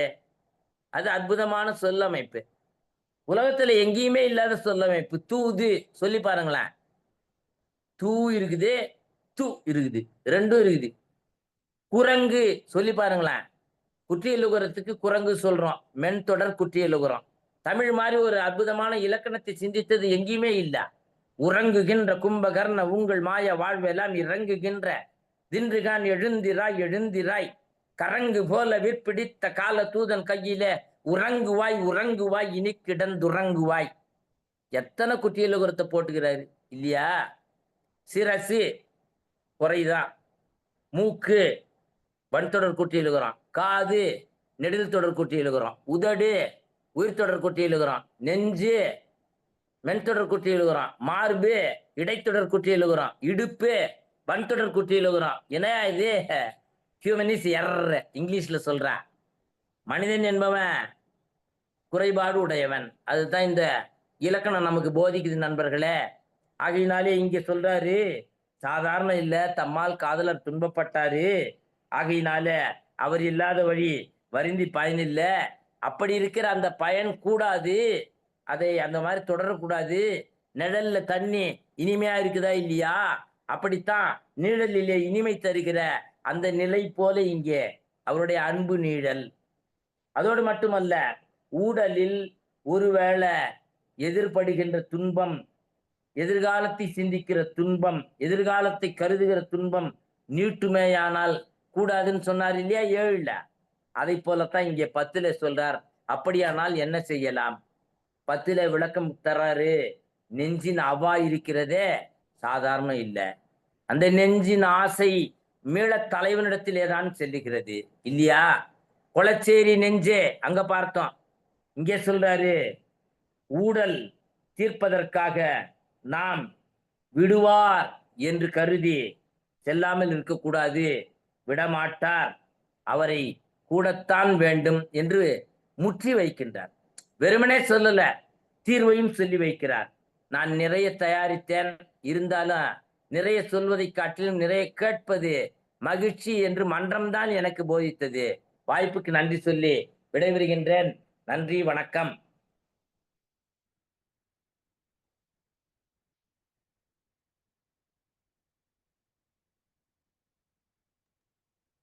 ஐயா நிறைவு செய்துட்டேன் ஐயா. நன்றி ஐயா. மிக அருமையான ஒரு உரைப்பொழிவு. இன்றைய 10 குறட்பாக்களையும் பகுத்து வகுத்து தொகுத்து மிக அழகாக நிறைய விஷயங்களை சங்க இலக்கியத்திலிருந்து ராமாயணத்திலிருந்து அருமையா கொடுத்தீங்க. உங்களது உரைப்பொழிவை பற்றி கருத்து சொல்லக்கூடிய அளவிற்கு எனக்கு அந்த அளவிற்கு விவரம் கிடையாது. ஆகையினால் நமது பின்னோட்ட பிதாமகர்கள் காத்து கொண்டிருக்கிறார்கள். முற்றோதல் மற்றும் உங்களது உரைப்பொழிவை பற்றி கருத்து, அதன் சிறப்பு பெருமை, அத்துடன் அவர்களது உள்ள கருத்துக்களையும் சேர்த்து இப்பொழுது வழங்க வருகிறார்கள். அந்த வகையில் பின்னோட்டத்திற்கான இந்த நேரத்தில் முதன்மையாக வருபவர் வழக்கம் போல் நமது மேனாள் பொதுச் செயலாளர் ஐயா அவர்களை அன்புடன் அழைக்கிறேன். பின்னோட்டம் ஐயா அவர்கள் வருக, பின்னோட்டம் தருக. அன்பான கேக்குதா? பேசுறது கேக்குதா? பேசுறது கேக்குதாமா? கேக்குதுங்கய்யா. சரி சரி, மகிழ்ச்சி மகிழ்ச்சி. அன்பான தோழமை நெஞ்சங்களே, உங்கள் அனைவருக்கும் என்னுடைய அன்பு வணக்கம். கோடை மழைக்கு ஒரு பெரிய சிறப்பு உண்டு. இந்த கோடை மழை நம்ம பட்ட பட்ட பட்ட பட்ட பட்ட சொம்ம கொட்டும். இந்த கோடை காணலில் அந்த காணலை பூரா சிட்டு நேரத்துல பூரா தனித்து விடும். அவ்வளவு வலிமை அந்த கோடை மழைக்கு உண்டு. இப்பொழுது பெய்தது கோடை மழையா? கோடை மழைதான். எங்கெங்க சஞ்சாரம் பண்ணி அருமையான கருத்துக்களை எல்லாம் சேகரித்து, தேனி போல சேகரித்து சேகரித்து சேகரித்து கோடை மழை போல கொட்டோ கொட்டோ கொட்டோ என்று கொட்டி முடித்திருக்கிற என் அருமை ஐயா நல்லாசிரியர் நாகராஜன் அவர்களுக்கு என்னுடைய அன்பு நிறைந்த வணக்கமும் வாழ்த்துக்களும். மிக அழகாக 10 குறளையும் விளக்கி சொல்லிட்டு 10 குறளுடைய சுருக்கத்தையும் அப்படியே நம்ம மாத்திரை மாதிரி அழகா சொல்லி தொகுத்து சிறப்பா சொல்லி முடிச்சிருக்கிறார். கம்பன்ல இருந்து சங்க இலக்கியத்துல இருந்து வள்ளலார் வரைக்கும் ஒரு மிகப்பெரிய பயணத்தை, ஒரு குறுகிய நேரத்திலே ஒரு நிறைந்த இலக்கிய பயணத்தை மேற்கொண்டு கருத்து மழையை செறிவாக பொழிந்த அன்பு ஐயா நாகராஜன் அவர்களுக்கு மீண்டும் என்னுடைய அன்பான வாழ்த்துக்களை தெரிவித்துக் கொள்ளுகின்றேன். பாரதி சொல்லுவான், பாலும் கசந்ததடி கிளியே படுக்கை நொந்ததடி, கோல கிளிமொழியும் செவியில் குத்தல் எடுத்ததடி. பாலும் கசக்குதான், படுக்கையும் நோகுதான், கிளி பேச்சும் காத குத்துதான். யாருக்கு? பிரிவால் வாடுகின்ற தலைவிக்கு. இங்க பிரிவால் ஏற்கனவே வாடிய தலைவி ஒருத்தி முன்னால பிரிந்து போன தலைவன் பொருள் தேடுவதற்காகவோ, போருக்காகவோ, கல்வி கற்கவோ, தூதுக்காகவோ சென்றவன் திரும்பி வந்துட்டான். வந்தவனை என்ன பண்றா? ஒரு விளையாட்டு காட்டுறா. என்ன விளையாட்டு காட்டுறான்னா, ஏப்பா எனக்கு எவ்வளவு துன்பத்தை கொடுத்த, நீ உனக்கு கொஞ்சமாவது கொடுக்குறேன், கொஞ்சமாவது துன்பத்தை தர வேண்டும், நீயும் தவிக்க வேண்டும். நான் எவ்வளவு தவிச்சிருப்பேன், உன்னை பிரிந்து நான் எவ்வளவு வாடி இருப்பேன், வருந்தி இருப்பேன், நொந்திருப்பேன். உனக்கு கொஞ்சமாவது கொடுத்தாதானே எனக்கு நிம்மதி. விளையாட்டாக சொல்லுகிறாள். என்ன சொல்றா? அல்லல் நோய் காண்கம் சிறிது. அந்த அல்லல் நோய்னா என்ன?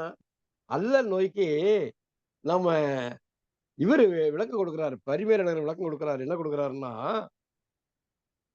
அல்லல் நோய்க்கு துன்பத்தை செய்யும் காம நோய், துன்பத்தை செய்யக்கூடிய காம நோய் அல்லல் நோய். அல்லல்னா துன்பம், நோயினாலும் துன்பம். பிரிவு என்பது துன்பத்தை தரக்கூடியது. நீ வந்த பிறகு, என்னிடம் வந்த பிறகு உனக்கு கொஞ்சம் துன்பத்தை நான் தர வேண்டும். அப்பதான் பிரிவு என்பதும் எவ்வளவு துன்பம் தந்தது, நான் எவ்வளவு துன்பத்தை அனுபவித்தேன் என்பதை நீ கொஞ்சமா புரிஞ்சுக்க வேணாவா? ஏன்னா 2 பேரும் பாதி பாதி இல்லையா? நீ பாதி நான் பாதி கண்ணே, அருகில் நீ இன்றி உறக்கம் இல்லைன்னு சொல்ற மாதிரி நீ பாதி நான் பாதி. நான் இவ்வளவு துன்பப்பட்டேன், நீ கொஞ்சமாவது படு. அதான் அழகா சொல்றாரு. அல்ல ஐயா ரொம்ப அருமையா விளக்கினாரு. உப்புக்கு பாருங்க எவ்வளவு மதிப்பு. உப்பு அளவுக்கு மீறினால் கரிக்கும், அளவோடு இருந்தால் சுவைக்கும். ஊழலும் அப்படித்தான். இந்த அதிகாரம் முழுக்க இந்த ஊழல், புலவியினுடைய புலவினா ஊழல். ஊழல்னா பொய்க்கோபம், சினுங்கிறது. கிராமத்துல புணக்குன்னுவாங்க. புணக்குன்னா பிணக்கு, புணங்குறது. பையன் புணங்கிட்டு இருக்கிறான்னு சீக்கிரம் மிட்டாய் கொடுத்தா அடங்கிடுவோம். அந்த மாதிரிதான் இந்த புலவி என்பது ஒரு சிறு பிணக்கு. அது அளவுக்கு அதிகமா கூடாது. உப்பு அளவுக்கு அதிகமா போட்டா ருசிக்காது, கரிக்கும். ஆனா உப்பு அளவோடு போட்டீங்கன்னா, அளவுக்கு மிஞ்சி போட்டா கரிக்கும், அளவோடு போட்டா சுவை சொல்ல முடியாத சுவை. ஆஹா, உப்பு அமைந்தற்றால் புலவி. அந்த ஊடல் என்பது உப்பு போல இருக்கணும், கொஞ்சமா இருக்கணும், அப்புறம் சுவையா இருக்கணும். காதலுக்கு சுவை தரக்கூடியது புலவி. ஊடல் ரொம்ப அழகா சொல்றாங்க பாருங்க. அல்லல் நோய் செய்தற்றால் புலந்தாரை புல்லாவிடல். ஊடல் கொண்ட மகளிரை ஊடல் தீர்க்க வேண்டும். தீர்த்து அவளுக்கு ஏற்கனவே துன்பம் அடைஞ்சுகிறாள், துன்பம் அடைந்திருக்கிறாள். அப்படி துன்பம் அடைந்தவளை நீ தீர்த்து மகிழ்ச்சி தர வேண்டும். அப்படி மகிழ்ச்சி தரலன்னா அவளை மேலும் துன்பத்துல ஆழ்த்தி விட இல்லையா? அல்ல, அதிகாரம் முழுக்க புலவி ஊடல் அளவோடு இருக்க வேண்டும். அப்படி அளவோடு இருக்கும்போது பாருங்க, ஒரு குறள்ல சொல்றாரு பாருங்க, 8வது குறள்ல கருக்காய் சொல்றாரு, கனியை சொல்றாரு. கருக்காய்னா இளங்காய், அது புலவிக்கு, அதாவது ஊடலுக்கு இளங்காய். இந்த ஊடல் முற்றினால், அதாவது கருக்காய் முற்றினால் பழமாக மாறும். அது துணி, துணியை பழம்ன்றார். துணியில சின்ன போராட்டம், அது போராட்டம் வெறுப்பு யாரு மேல? காதலன் மேல. அது ஒரு பொய் கோபம். அது என்ன ஆகும்? அது கனியும் கருக்காயும் மற்ற இளங்காய் ஒரு தனிச்சுவை, அது புலவி. அது முற்றி படுத்து விட்டால் அது பெரும் சுவை. அப்போ கருக்காய் கனியாக முடிய வேண்டும். புலவி நல்ல இன்பத்தில் கூடுதல் இன்பத்திலே என்று சேர வேண்டும். ஊடலில் உண்டாங்கோர் துன்பம். ஆஹா, ஊடலிலே கூட ஒரு துன்பம் இருக்குதியா? அது என்ன துன்பம்னா, நாம் அவனோடு சேரும் போது அந்த இன்பம் நீடிக்குமோ நீடிக்காதோ என்ற துன்பம். முன்ன ஒரு குறள்ல சொன்னார் பாருங்க, அவன் வரவில்லையே என்ற துன்பம். ஐயோ, அவன் வந்து விட்டால் எப்ப போய்விடுவானோ என்ற துன்பம். அப்ப துன்பமே துன்பமே துன்பமே தொடர்கதையா போகுது. இங்கே அதான் சொல்றாரு. இங்கே என்ன சொல்றாரு? என்ன சொல்றாரு பாருங்க, ஊழலிலும் ஒரு துன்பம் இருக்கிறது. என்ன துன்பம்னா, ஊழல் முடிந்து கூடல் வருகிற பொழுது, இருவரும் ஒன்று இணைகிற பொழுது இந்த இன்பம் நீடிக்குமா நீடிக்காதா என்று துன்பம் ஏற்படுகிறது. ஆஹா, இவ ஊழல் கொண்டாள், இந்த ஊழல் இன்பத்திற்காக தான் ஊழல் கொண்டிருக்கிறாள் என்று ஊழலை தவிர்த்து அதனுடைய அருமையை அறியாத இந்த காதலன் என்ன ஆளா இருப்பான் அவன்? அது அந்த காதலன் மீது நம்ம என்னத்துக்கு ஊழல் கொள்ளணும்? ஊழலுக்கே பயன் இல்லாம போயிடுச்சு. ஊழல் கொண்டால் இந்த ஊழல் இன்பத்திற்கு அடிப்படை என்று அறிந்து அவன் நம்மை மகிழ்விக்க வேண்டும். அப்படி மகிழ்விக்க இந்த ஊழலின் அருமையை தெரியாத இடத்துல போய் இந்த ஊழலை கொண்டதையே கோச்சிக்கிட்டு போனான்னா கோவலம் மாதிரி, இவன் ஒரு பாட்டு பாடினா அவ ஒரு பாட்டு பாடுறா. அவளும் தான் மண்ணுமோர் குறிப்பினல் என்று புலவியால் மகிழ்ந்தவர் போல் கலவியால் மகிழ்ந்தார் போல் புலவியால் யாழ் வாங்கி பாசிக்கிறார். ஏடா, நீ ஒரு பாட்டு பாடினா அவ ஒரு பாட்டு பாடுறா. அது ஒரு புலவியால ஒரு பாட்டு போடுறா. அதை புலவியால் நினைச்சுக்காம உடனே கோச்சிக்கிட்டு நேரா வந்துடுறான். முடிஞ்சு போச்சா? அவளையும் துன்பம் விட்டுட்டான், கட்டினவளையும் துன்பம் விட்டுட்டான். கடைசியில எவ்வளவு அடைய முடியாத துன்பத்தை கண்ணகி கொடுத்துட்றான். அந்த மாதிரி அப்போ ஊழல் அடவோடு நாம் ஊழல் இருக்கிற போதே ஊழலை தீர்த்து விட்டு மகிழ்ச்சியை தர வேண்டும். அப்படி மகிழ்ச்சியை தராத இடத்தில் நாம் ஊழல் கொண்டு என்ன பயன்? என்னையா பயன்? ஊழல் உணங்க விடுவாரோடு என் நெஞ்சம் கூடுவேன் என்பதாவா. இங்கதாங்க பெண்மையின் சிறப்பு. என்ன சிறப்பு பாருங்க, ஊழலை நீடிக்க விட்டு அதனை வாடி தளரவிடும் கொடியவன் இவன்.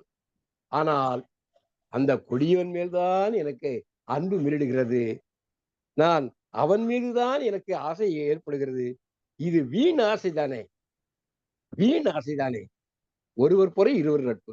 அவன் அப்படி கோச்சிட்டு போனாலும் நாம கோச்சிக்க முடியுமா? முன்னவர் சொன்னாங்களே, நாம கைவிட மாட்டேன்னு ஒரு குறள்ல சொன்னாரு பாருங்க, அவர் விட்டாலும் நாம கைவிட முடியாது. அந்த மாதிரி இந்த கடைசி குறள்ல முத்தாய்ப்பாக அவன் மீது பேரன்பு செலுத்துவதோடு முடிக்கிறார். மிக அருமையான அதிகாரம். இந்த காமத்துப்பாலிலே இந்த புலவி என்ற அதிகாரம் ஒரு சிகரம் போல விளங்குகிறது. இந்த புலவி ஒரு எச்சரிக்கை கொடுக்கிறார். இளம் காதலர்களையே, இளம் கணவன் மனைவியரையே, நீங்கள் ஒருவரோடு ஒருவர் புலவி கொள்ளுங்கள், ஊடல் கொள்ளுங்கள். ஆனால் அந்த ஊடல் உப்பை போல இருக்க வேண்டும். அது அளவு சிறிதாக இருக்க வேண்டும். அது கருக்காய் பழமாக ஆகிற மாதிரி இருக்கணும். அது அளவோடு இருக்கணும். அந்த ஊழலை அறிந்து அந்த ஊழலை நீக்கி நீ இன்பம் தர வேண்டும். அப்படி இன்பம் தராவிட்டால் அது மிகப்பெரிய விளைவுகளை ஏற்படுத்திவிடும். அப்போ ஊழல கூட ஒரு ஆபத்து இருக்குது. அது இந்த இன்பம் நீடிக்குமா நீடிக்காதா? நீடிக்க வேண்டும் என்பதுதான் அவனுடைய உட்கடக்கை, அவருடைய அடிக்குறிப்பு. அடிக்குறிப்பு என்ன? இன்பம் நீடிக்க வேண்டும்.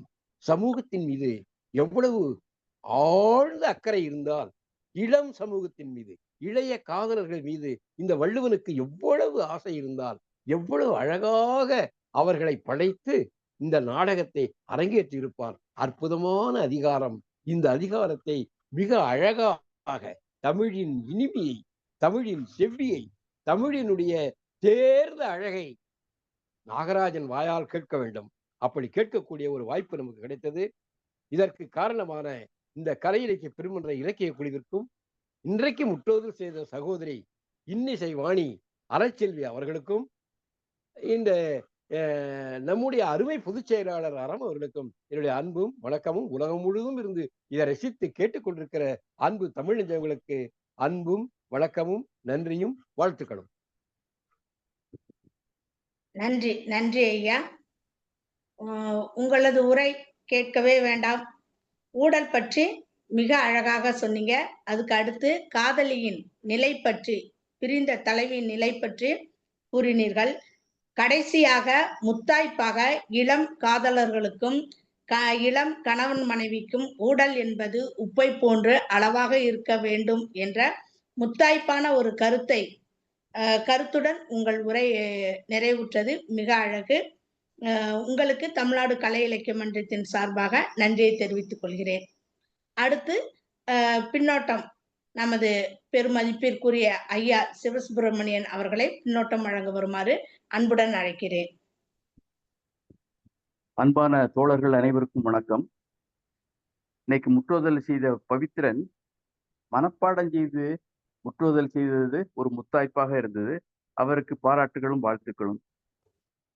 உரைப்பொழிவாளர் நல்லாசிரியர் முனைவர் நாகராஜன் அவர்கள் உரையை பற்றி நம்ம கருத்து சொல்ல விளைவது கொல்லன் மூலையில ஊசி விற்கிறது மாதிரி, கொல்லன் தெருவில். அதாவது பொதுவா ஒரு தலைவி நடந்தால் நாட்டியம் அப்படிம்பாங்க. அத மாதிரி இவர் உரை கவிதை, இவர் உரை கவிதையாகவே திகழ்ந்தது. இலக்கிய சாரல் பொழிந்த மேகமே, இலக்கிய சாரல் பொழிந்த மேகமே, இலக்கிய அருவி கொட்டிய மலையே, உங்களை அன்புடனும் நன்றியுடனும் வணக்கத்துடனும் வாழ்த்துகிறேன். யாம் ஒரு கருத்தை பதிய விரும்புகிறோம். அதாவது கைகை தயரதன்கிட்ட ஊழல் கொள்ளவில்லை. அவள் சண்டை போட்டாள்னு கூட சொல்ல முடியாது, போர் புரிந்தாள் அப்படின்னு சொல்லலாம். அதாவது 4வது குறள், அதுல ஒரு வரி பாதியை விட்டுட்டு ஊடியவரை உணராமைங்கிறத விட்டுட்டு வாடிய வள்ளி முதல் அறிந்தற்று. அதாவது வாடிய கொடியை அடியோடு அறுத்தெறியும் கொடூரத்துக்கு நிகரானது.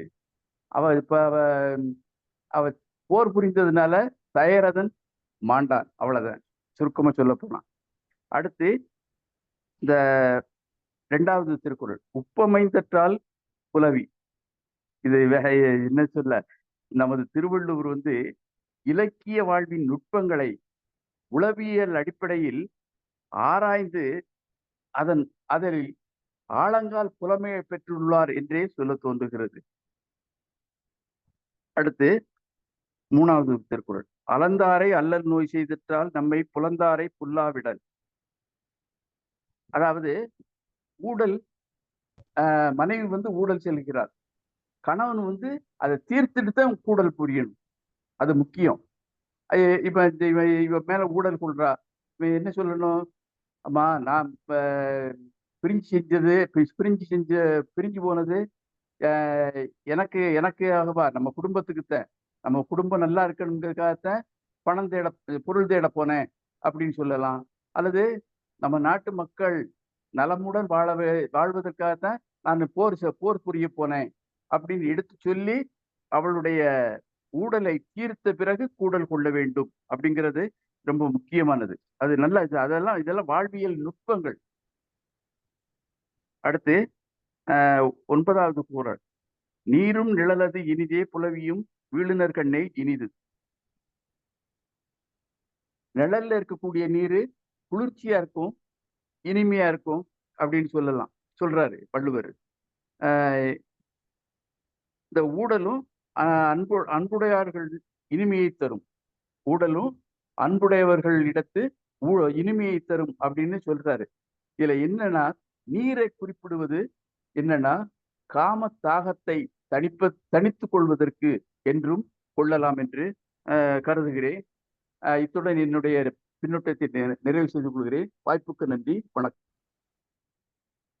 நன்றி நன்றி ஐயா. நீங்கள் இன்றைய உரைப்பொழிவாளருக்கு வழங்கிய வாழ்த்து மடல் மிக அருமை. அடுத்து வாழ்வியல் நுட்பம் பற்றியும் சொன்னீங்க. அடுத்து தலைவனோ தலைவி அல்லது காதலன் காதலி ஊடலில் எப்படி இருக்க வேண்டும் என்றும் கூறியுள்ளீர்கள். மிக அருமையான பின்னோட்டம். உங்களுக்கு தமிழ்நாடு கலை இலக்கிய மன்றம் நன்றியை தெரிவித்துக் கொள்கிறது. அடுத்து பின்னோட்டம் வழங்க பாலாஜி ஐயா அவர்களை அன்புடன் அழைக்கிறேன். அனைவருக்கும் வணக்கம். அறச்செல்வி அம்மா பாடல் கேக்குதுங்களா? கேக்குதுங்கய்யா. பாடல் மிக அருமை.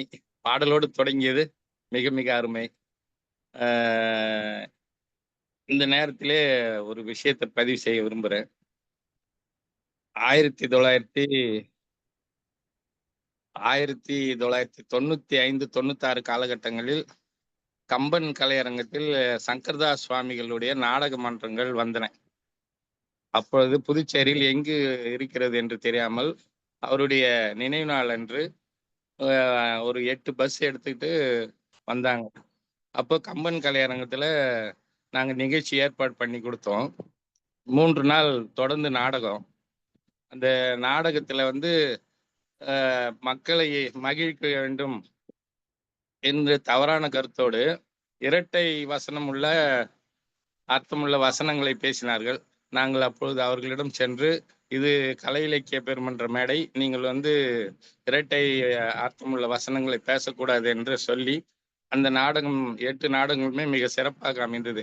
இதையே நீங்க பதிவு செய்கிறேன் என்று சொன்னால், நம்முடைய இலக்கிய கர்த்தாக்கள் அனைவருமே இருபாலரையும் முகம் சுளிக்காமல் இந்த காமத்துப்பாலில் மிக அருமையாக நேர்த்தியாக உரை நிகழ்த்தியது மிக சிறப்பாக இருக்கிறது என்பதை சொல்வதற்காக, இன்னும் மன்றம் நம் புத்துணர்வோடு இருக்கின்றது என்பதை சொல்வதற்காக தான் இந்த பதிவு செய்கிறேன். நல்லாசிரியர் அவர்கள் மிக அருமையாக தெலுங்கிலையும் சொல்லிட்டாங்க இன்னைக்கு, மிக அருமை. இன்னொன்றையும் கூற ஆசைப்படுகின்றேன். 1983-84 காலகட்டங்களில் கல்லூரி படிப்பை முடித்துவிட்டு நாங்கள் கலை இலக்கிய பெருமன்றத்தின் வாயிலாக பொது உடைமை இயக்கத்திற்காக எழுதும்போது ஒரு 10-15 தோழர்கள் நாங்கள் டீ கடையில் நின்றுக்கிட்டு மார்க்சியத்தை பற்றி பேசுவோம். அப்போ நாங்கள் என்ன நினைப்போம்னா, இன்னும் ஒரு 5-6 வருடத்துல நம்ம நாடு ஒரு பொது உடைமை நாடாக மாறிடும் அப்படின்னு சொல்லி அப்போ ஒரு கனவுல மிக தீவிரமாக வேலைகளை செய்தோம். ஆனால் இன்றைக்கு 40 ஆண்டுகள் கழித்தும் இன்னும் அதே நிலைதான் இருக்கிறது. எனவே நாம் இந்த இலக்கியத்தின் வாயிலாக மீண்டும் ஒரு புத்துணர்ச்சி பெற்று நம்முடைய பாரத இந்தியாவை ஒரு பொது உடைமை நாடாக, பொது உடைமை சிந்தனையாளர்களை மாற்ற நாம் முயற்சியை மேற்கொள்ள வேண்டும். அறமையா அவர்கள் மிக அருமையாக இந்த இலக்கிய துறையின் மூலியமாக நமக்கு அருமையாக குரல் வாயிலாக இந்த நிகழ்வு மிக அருமை. அடுத்து பின்னோட்டம் அளிக்கும் பிதாமகன்கள் இருவருமே மிக சிறப்பாக செய்கின்றார்கள். இன்றைக்கு பின்னோட்டத்தின் முழு முதல் நாயகனாக இருக்கின்ற நல்லாசிரியர் அவர்கள் உரையாசிரியராக மாறியது மிக மகிழ்ச்சி. அவருடைய இடத்தை நிறைவு செய்ய யாராவது செய்யணும் அப்படின்றது கேட்டுக்கிட்டு, இனி வரும் காலகட்டத்திலும் நாம் இதை போன்ற நிகழ்வுகளை செய்வோம் என்று கூறி, அடுத்து இன்னும் 2 நாட்கள் தான் இருக்கிறது நம்முடைய பயணம் முடிய. எனவே அனைவருக்கும் நன்றியை கூறி, வாய்ப்பளித்தமைக்கு நன்றி கூறி விடமுடியும். நன்றி நன்றி ஐயா. உங்களது சொந்த அனுபவத்தை கூறி நமது தமிழ்நாடு கலை இலக்கிய பெருமன்றத்தோட அதன் பணியையும் பாராட்டி சொன்னீங்க. உண்மையிலே அது பயனுள்ளதாக இருந்தது. நாங்களும் அந்த அனுபவத்தை தெரிந்து கொண்டோம். அதோட நமது நாடு இன்னும் பொது உடைமை நாடாக மாறவில்லை என்ற ஒரு ஆதங்கத்தையும் வெளிப்படுத்தி மன்றத்தை பெருமைப்படுத்திய உங்களுக்கு மகிழ்ச்சி, நன்றி. அடுத்து நமது சாத்தூர் சிங்கக்குட்டி என்று அனைவராலும் அன்புடன் அழைக்கக்கூடிய சாத்தூர் கணேசன் ஐயா அவர்களை பின்னூட்டம் வழங்க வருமாறு அன்புடன் அழைக்கிறேன். அனைவருக்கும் வணக்கம். தோழமைகள் அனைவருக்கும் வணக்கம். ஆமா, கேக்குதாமா? கேக்குதுங்கய்யா, கேக்குது. நல்லது நல்லது. இன்று முற்றோதல் செய்த மாணவன் பவித்ரன் மிகவும் சிறப்பாக அந்த 10 குறளையுமே முற்றோதல் செய்தார்கள். அவர்களுக்கு நம்மளுடைய பாராட்டுகளையும் வாழ்த்துக்களையும் தெரிவித்துக் கொள்வோம். மிகவும் அருமை. அதேபோல் இவ்வளவு நாளாக நம்மளுக்கு வந்து பின்னூட்டத்திலே பின்னி பெடல் எடுத்து கொண்டிருந்த ஐயா நாகராஜன் ஐயாவுடைய பின்னூட்டத்தை அவருக்காக நம்ம பின்னூட்டம் கொடுக்க வேண்டிய ஒரு சூழ்நிலைக்கு இருக்குது. இது என்ன அப்படின்னு சொன்னா, திருநெல்வேலி அல்வா இருக்குது. திருநெல்வேலி அல்வா வந்து வைக்கிறதுன்னு தெரியாது, உள்ள போறது தெரியாது, அந்த மாதிரி தன்மையில திருநெல்வேலி. இப்ப என்னன்னா, நம்ம எல்லாம் இப்ப பின்னூட்டம் சொல்ல போறோம்னா திருநெல்வேலிக்கே அல்வாவா அப்படின்னு சொல்ற மாதிரி அவரு நம்மகிட்ட வந்து அல்வா கணக்குல வந்து இந்த உரைப்பொழிவை நிகழ்த்திட்டாரு. அதுக்கு பிறகு நம்ம பின்னூட்டம் கொடுத்து என்ன பிரயோசனம் அப்படிங்கிற மாதிரி நிலைமை தான் இருந்துச்சு. அதுல வந்து ஐயா ரவீந்திர பாரதியா எப்பயும் போல அவருடைய பின்னூட்டம் ரொம்ப சிறப்பா இருக்கும். மொத்தமாக அந்த 10 குறளையுமே எடுத்து சொல்லி விடுவார்கள். என்னை பொறுத்த மட்டில் ஒரு 2 குறளை மட்டும் நான் சொல்லுகிறேன். அதாவது இந்த உப்பமைந்தற்றால் புலவி அது சிறிது மிக்கற்றால் நீளவிடல். இதுல வந்து நம்மளுக்கு உண்மையிலேயே புரியுது. ஒரு உப்பு வந்து உப்பில்லா பண்டம் குப்பையில்லைன்னு மாதிரி இந்த உப்பை வந்து எந்த அளவுக்கு பயன்படுத்த வேண்டும், அப்பொழுதுதான் வந்து உணவு ருசிக்கும்.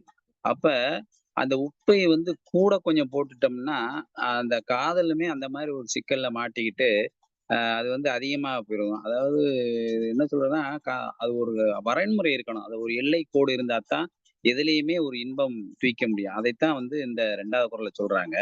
ஆனால் இந்த 2வது குறள்ல இப்படி சொல்லிட்டு 7வது குறள்ல பாருங்களேன். 7வது குறள்ல பாத்தீங்கன்னா அதையே கொஞ்சம் அந்த குறளுக்கும் இதுக்கும் சம்பந்தம் இல்லாத மாதிரி ஐயா சொல்லியிருப்பாங்க. அதுல பாருங்க, ஊடலின் உண்டாங்கோர் துன்பம் உணர்வது நீடுவது தன்று கொள் என்று அப்படின்னு சொல்லி முடிக்கிறாங்க. இதுல பாத்தீங்கன்னா அதுல வந்து உப்பு மாதிரி இருந்து சுருக்கமா இருக்கணும், அதுக்கு வந்து கூடக்கூடாது.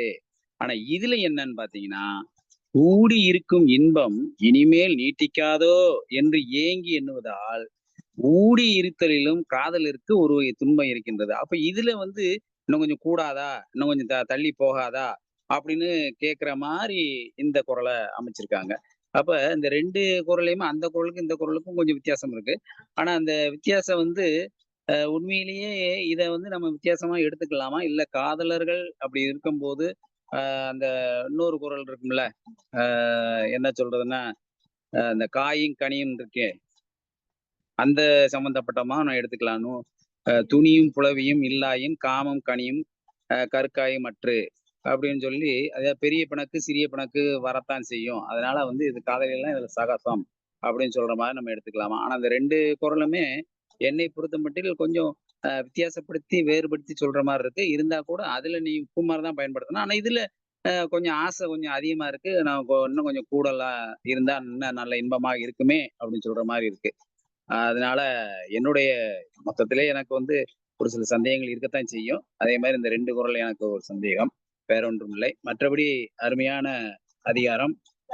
ரொம்ப ஐயா நாகராஜன் ஐயாவுடைய பின்னூட்டமும் அப்படித்தான். அவருடைய அந்த இலக்கிய சுவையில வந்து எதெல்லாம் எடுத்துக்காட்டி, எத்தனை எடுத்துக்காட்டுகளையும் சான்றுகளையும் காட்டி நம்மை வந்து திருநெல்வேலி அல்வாவாக நம்மை இனிக்க செய்த, நம் மனங்களை இனிக்க செய்த ஐயா அவர்களுக்கு நன்றியும் பாராட்டுகளும் வாழ்த்துக்களும். சிவசுப்பிரமணியா சிறப்பா சொன்னாங்க. அம்மா அறச்செல்வியம்மா சொல்ல வேண்டியது அந்த ஒவ்வொரு பாடலையும் பாடி இந்த குறளுக்கு தகுந்த மாதிரி, இந்த புலவி என்ற அதிகாரத்துக்கு தகுந்த மாதிரி அந்த பாடலை இணைச்சு பாடினாங்க. அருமையான குரல் வளமாகவும் இருக்கின்றது. அம்மாவுக்கும் என்னுடைய வாழ்த்துக்களும் பாராட்டுக்களும் வாழ்வளமுடன். மொத்தத்துல நீங்க சொன்ன மாதிரி இந்த அதிகாரம் வந்து இன்னும் ஒரு 2 நாட்கள்ல முடிய போகுது. இதை வந்து ஒரு சீரிய முறையில் அவர்களாகவே சிந்தித்து ஒரு திறம்பட அமைத்து கொடுத்த நம்ம இலக்கிய குழுவுக்கு நம்ம பாராட்டுகளை தெரிவித்துக் கொள்ள வேண்டும். நம்ம ஒருங்கிணைப்பாளர் நெறியாளர் கருமுருகன் ஐயா இன்னைக்கு இணையல, அவங்களுக்கு நம்மளுடைய வாழ்த்தை சொல்லிடுவோம். நம்முடைய மாநில பொதுச் செயலாளர் அறம் அவர்கள் ஐயா அவர்கள் ரொம்பவும் சிறப்பா நடத்திட்டு வராங்க. இது முடிந்தவுடன் அடுத்த ஒரு இதையும் நாங்க சிந்திச்சு வச்சிருக்காங்கன்னு சொல்றாங்க. அதனால உறுதியாக நம்மளுடைய பயணம் தொடர்ந்து கொண்டுதான் இருக்கும் இலக்கிய வழியில். அதனால யாரும் வந்து கவலைப்பட வேண்டியதில்லை. இதை திருக்குறள் என்று முடிச்சோம்னா அடுத்த நிலைக்கு நம்ம போகலாம். அதனால வாழ்க வளமுடன், வாழ்த்துக்கள், நன்றி. நன்றி நன்றி ஐயா. எப்பொழுதுமே ஆமா ஆமா ஒரு ஒரு ஒரு நிமிடம் சொல்லட்டுமா? சொல்லுங்க ஐயா, ஒரு சொல்லுங்க. நிமிடம். சாத்தூரார் 2 குறளுக்கு ஒரு கேள்வி வச்சாரு, ஒரு சந்தேகத்தை கிளப்பினாரு. நான் சுருக்கமா சொல்றேன். உப்பு அமைந்தற்றால் புலவி, அது சிறிது மிக்கற்றால் நீளவிடல். உப்பு ஒரு அளவோடு இருக்கும்போதுதான் உணவு சுவையாக இருக்கும். ஊடலும் ஒரு அளவோடு இருக்கும்போதுதான் அது சேரக்கூடிய இரண்டும் காதலனும் காதலையும் சேரக்கூடிய இன்பம் அனுபவிக்கக்கூடியதாக இருக்கும். அது அதற்கு வாயிலாக இருக்கும். அளவு மீறினால், ஊழல் நீடினால், உப்பு அதிகமானால் உணவு சுவை கெடும். ஊழல் நீடினாலும் அவர்களிடத்தில் இருக்கக்கூடிய அந்த அன்பு கெடுவதற்கான வாய்ப்பு உண்டு. அதுதான் இந்த குறளுடைய பொருள், வேற ஒண்ணும் இல்லை. அடுத்தது, ஊடலின் உண்டாங்கோர் துன்பம் புணர்வது நீடுவதென்று கொள்ளன் என்று. அதுக்கு என்ன சொல்றாருன்னா, ஊழல் நீடிக்கிறதல்ல, ஊழல் முடிந்து கூடல் ஏற்படும். இந்த ஊழல்ல ஒரு துன்பம் என்னன்னு சொன்னா, இது முடிந்து கூடல் வருதே, இந்த கூடல் அதாவது தலைவனோடு கணவனோடு சேர்ந்து இன்பம் அனுபவிப்பது, அந்த சேர்ந்து இன்பம் அனுபவிப்பது நீளுமா அல்லது குறைஞ்சிருமா, பிரிவு வந்துடுமா, இந்த இன்பத்துக்கு துன்பமாக ஒரு பிரிவு வந்துடுமா என்ற ஒரு துன்பம் உங்களுக்கு ஏற்படுது. இந்த ஊழல் ஏற்படும் போதே இந்த ஊழல் முடிந்து 2 பேரும் சேர்ந்து இன்பம் அனுபவிக்க போறோம். அப்படி சேர்ந்து இன்பம் அனுபவிப்பது நீடிக்குமா, அவளது பிரிவை ஏற்பட்டும் துன்பம் வந்துடுமா என்று துன்பப்படுகிறாளாம். பாவம், அவளுடைய நிலைமை அப்படி. இதுதான் அதனுடைய குறளுடைய விளக்கம். நன்றி, வணக்கம். நன்றி நன்றி ஐயா. சாத்தூர் கணேசன் ஐயா அவர்களோட பின்னோட்டம் எப்பவுமே தனித்தன்மையா இருக்கும். இன்னைக்கு அதே மாதிரி இருந்துச்சு. அவர்கிட்ட எனக்கு ஒரு கேள்வி, எல்லா அதிகாரத்திலயும் அவர் கேள்வி கேட்கிறாரு. இன்னைக்கு நான் அவர்கிட்ட ஒரு கேள்வி. என்னன்னா, நீங்க நல்லா பாடுறீங்க, பாமரனுக்கோர் பாட்டுன்னு சொல்லி ஒரு புஸ்தகம் போட்டு அந்த பாடல்கள்ல வந்து இந்த பாட்டு இந்த மெட்டுல அமைஞ்சிருக்குன்னு குறிப்பு கொடுத்திருக்கிறதா சொன்னாங்க. அப்படிப்பட்ட நீங்க இந்த காமத்து பாடல ஏன் ஒவ்வொரு அதிகாரத்திற்கும் ஒரு பாடல் கூட பாடவில்லை? பாடியிருந்தால் இன்னும் கொஞ்சம் சிறப்பாக அமைந்திருக்கும். அது எனக்கு உங்கள்ட்ட ஒரு கேள்வியா இருக்கு. நாளை அதற்கு பதில் அளிப்பீர்கள் என்று நினைக்கிறேன். இருக்கு. அதாவது காமத்து பாலுடைய பாடலும் அதுல இருக்கு. அதுல மழலை செல்வம்னு ஒரு பாடல் இருக்கும். அதை படிச்சு பாருங்க. அந்த படிச்சு பாடுறதுல தலைவி வந்து சொல்ற மாதிரி அந்த பாடல் இருக்கும். தலைவன் சொல்ற மாதிரி ஒரு பாடல் இருக்கும். அது கடைசியில வந்து திருக்குறள் அதிகாரத்துல இங்க ஏன் பாடலன்னு கேக்குறாங்க, இங்க ஏன் பாடலன்னு கேக்குறாங்க. இங்க பாடல் கேக்குறாங்களா? அதாவது என்னுடைய பாடலை வந்து பாட ஆரம்பிச்சேன்னு சொன்னா, உங்க புத்தகம் வேணுமே. ஹலோ, சொல்லுங்க, கேக்குது. அதாவது என்னைய பொறுத்த மட்டும் பல்லவி அனுபல்லவி 2 தடவை 3 தடவை படிக்க வேண்டியிருக்கும். சரணம் வந்து எப்படி 3 சரணம் இருக்கும். அப்போ 3 சரணத்தை வந்து நான் திருப்பி படிக்கும் போது ஒரு அந்த ஒரு 10 சரணம் வந்த மாதிரி ஆகி போகும். அப்படி படிச்சேன்னா அந்த நிகழ்ச்சியை முடிஞ்சு போயிடும். அதுக்கப்புறம் வந்து ஒரே புலி நடத்துறதுக்கோ இல்ல பின்னூட்டம் சொல்றதுக்கோ முடியாத சூழ்நிலை ஆகி போகும். ஒரு வரி 2 வரியை படிக்கிறதுல வந்து ஒரு சுவராசி இருக்காது. அதனாலதான் நான் படிக்கிறது இல்லை, வேற ஒண்ணும் இல்லை. நாங்களும் 1 வரி 2 வரி தான் பாடுகிறோம் என்பதை நினைவூட்டி, அடுத்து உங்களுக்கு பின்னோட்டம் வழங்கியமைக்கு நன்றியை தெரிவித்துக் கொண்டு, அடுத்து பின்னோட்டம் வழங்க பாலு ஐயா அவர்களை அன்புடன் அழைக்கிறேன். தோழர்களே வணக்கம். இன்றைய நாள் ஒரு நல்ல நாளாகவே நான் கருதுகிறேன். ஐயாவுடைய பின்னூட்டத்தை ஒவ்வொரு நாளும் கேட்கிற போது ஐயா என்றைக்கு உரை நிகழ்த்துவார், அந்த உரையை கேட்பதற்கு உங்களைப் போல நானும் உண்மையிலேயே கொஞ்சம் ஆவலாக இருந்தேன்.